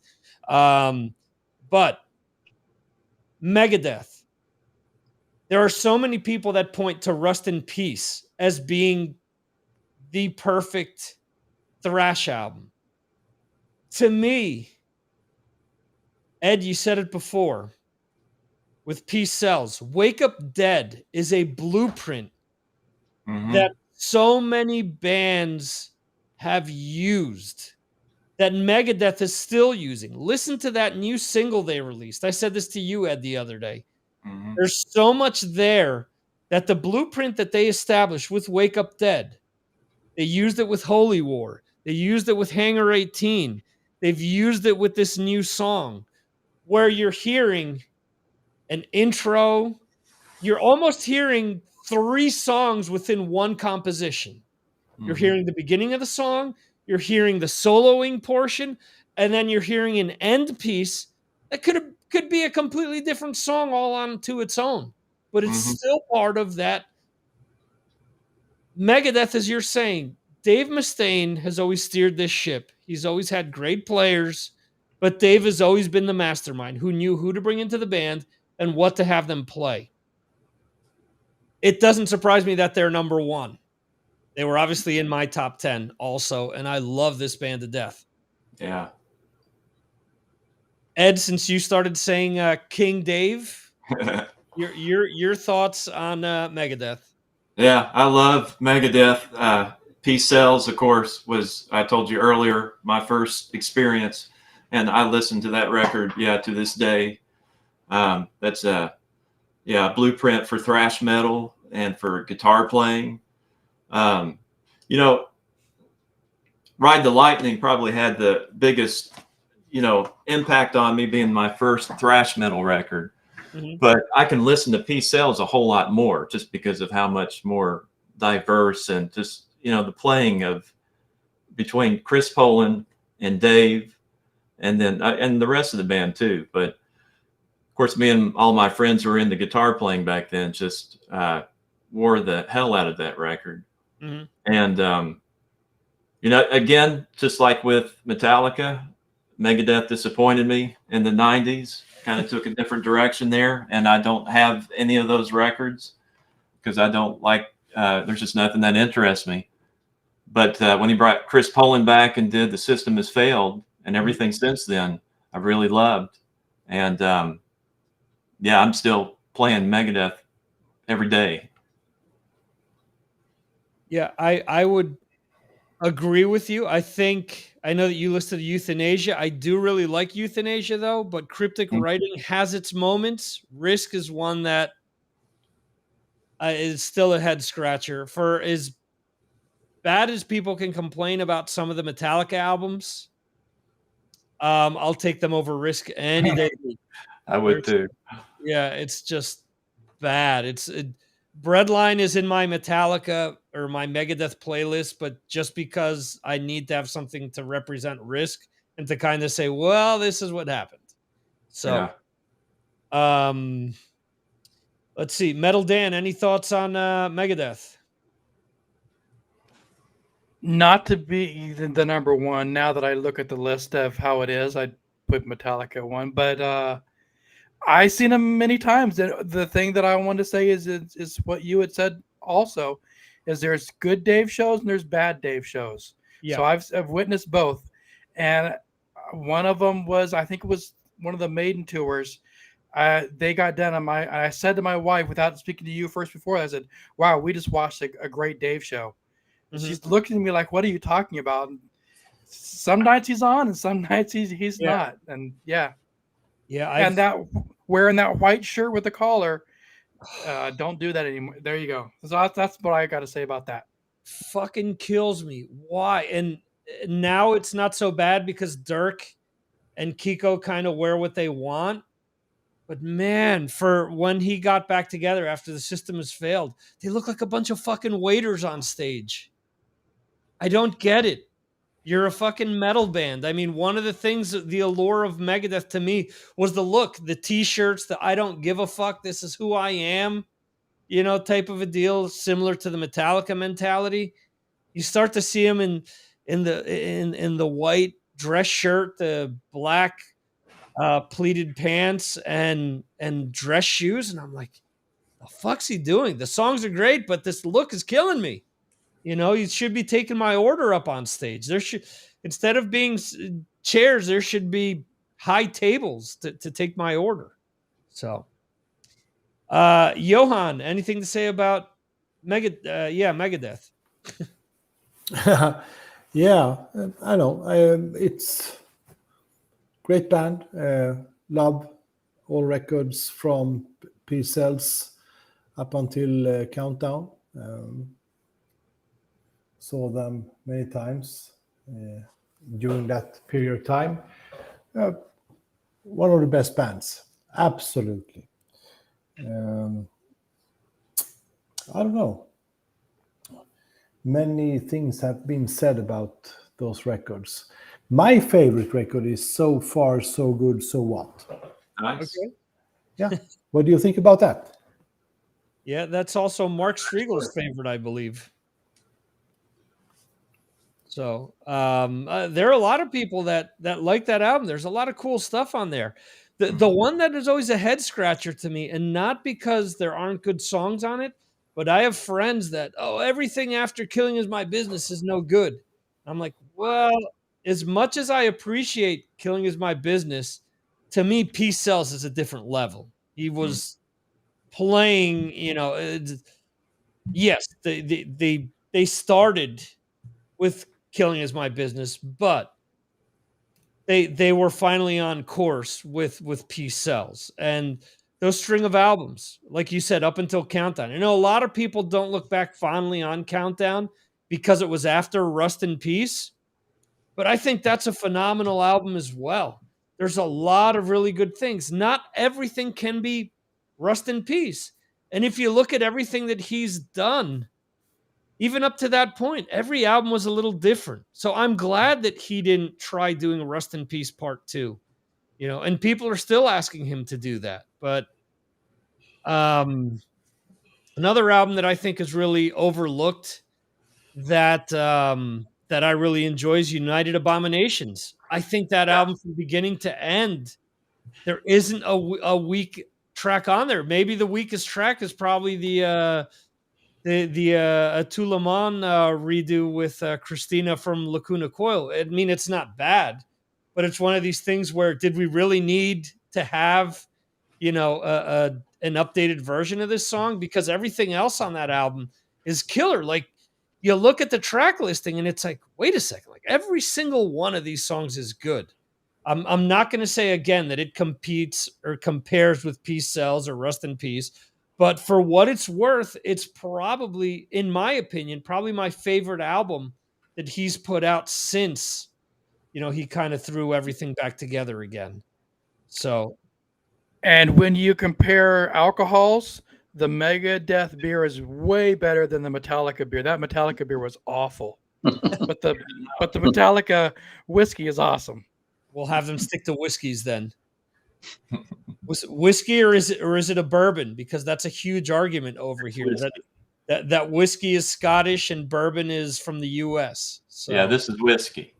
Okay, It's a blend and whatever. Yeah, a Tula Moon or whatever they call that Megadeth beer is really good. A little dry at the end, but good. Jeremy, your thoughts on Yeah. Megadeth? Yeah, well, I'm probably going to annoy you all a little bit because I've got two little bugbears about Megadeth, and they were a little bit lower down my list, even though they were in the top 10, but they were lower down. So the problems that I've got is that I don't like Dave's singing. I just don't like it. And the second thing is that I don't like a lot of the production on the albums either. To me, it's I like a lot of sort of full-on production, and they don't have it on those albums. So those are two little bugbears that I've got about Megadeth. What I would say though is that Dave is an absolute genius on a guitar, and if I listen to, my favorite song is probably Holy Wars, and I just think the riff on there is out of this world. I mean, it's unbelievable. You just turn that up, play that loud, and for me, that's all I need to play on Megadeth. I could just play that time and time again. I've got other favorite songs sort of dotted around the various albums, but I'm not a massive fan of the band, and I don't know what it is. I just don't get them like you guys do. There are other thrash bands that I get. I think that there are some songs that they do that aren't catchy enough. I think it goes back to what sort of Johan was saying earlier, when a band doesn't make sort of stuff that is catchy enough, and I just think that some of it is a little bit too over the top. It's Dave extending what he does because he's such a genius, and it doesn't really make a great song for me. So I'm sorry to put a bit of a downer on it, but they're not my favorite band. But I do understand why you like them. Yeah, I think that he has tried that, because I think an album like Super Collider was his attempt at putting out like a 70s rock album. Yeah.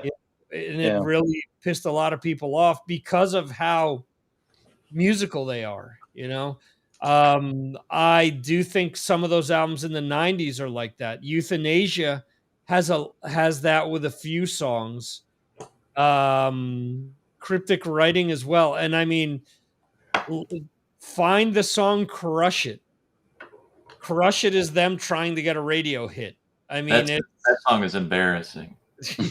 oh my God. That was I don't know. This is one of these things. What came first, the chicken or the egg? For a time there, that was the theme song of a really popular wrestler named Goldberg. Mm-hmm.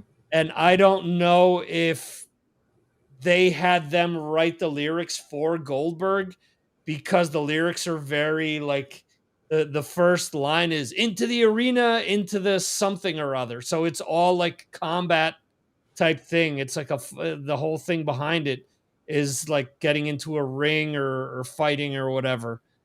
And I remember people were like, wow, this is great. And I'm like, this isn't what I want to hear from Megadeth.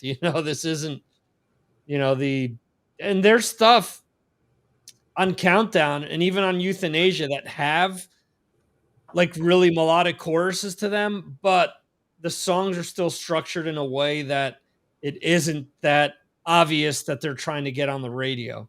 And I get it. I mean, if you look at in hindsight, he was probably trying to keep Marty Friedman from leaving the band, which is what eventually happened. Because from what's been said, Risk is what Marty wanted to do. And, they had reached such a high with Marty Friedman that I guess he wanted to preserve that at all costs. But it just didn't work with the fan base. So I think most of the bands that we have on this list are legendary. At least the top 10 are bands that, I mean, if you ever wanted to put like a pure thrash festival together, even if Pantera isn't full on thrash, or maybe you could say that about Suicidal, as Ed said before. But if you had a festival with those 10 bands, you wouldn't be that disappointed, I don't think. No. So, I want to thank each and every one of you guys for being here. Anthony cut out. I guess his phone may have died. Metal Dan is there somewhere. There he is. Obviously, Ed and Johan and Jeremy are here as well. I want to thank all of my patrons who voted. This was a lot of fun. Yeah. Finally, it was a list that didn't have Iron Maiden involved. So we could, so it was something that came down to the wire. And, even though it was Megadeth over Metallica, I don't hear anyone that's really upset over it. Jeremy has a slightly different opinion, but even still, I think you appreciate that, the way things shaked out. So, this was a lot of fun, and I look forward to having our next Patreon discussion. The 2-hour Slayer episode. The 2-hour Slayer episode. There you go. Next. Yeah, I'm ready. The other thing too, we are finally in July. Something Jeremy reminded me of. We may have to talk about some of our favorite albums up to this point this year at some point soon. So if not, I'm just planting that seed. So if nothing else, we talk about it on Patreon, and maybe we'll get an episode out of it somehow. But anyway, thank you all of you guys for being here this late for some of us, and being here this long for all of you guys, 3 hours plus. It has been an absolute thrill and a pleasure. Any parting words before we wrap things up here, folks? Enjoyed it, guys. Awesome.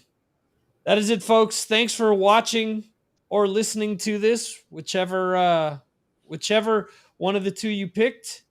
And we will see you next week, with Mr. Dan Lorenzo coming back to talk about Patriarchs in Black.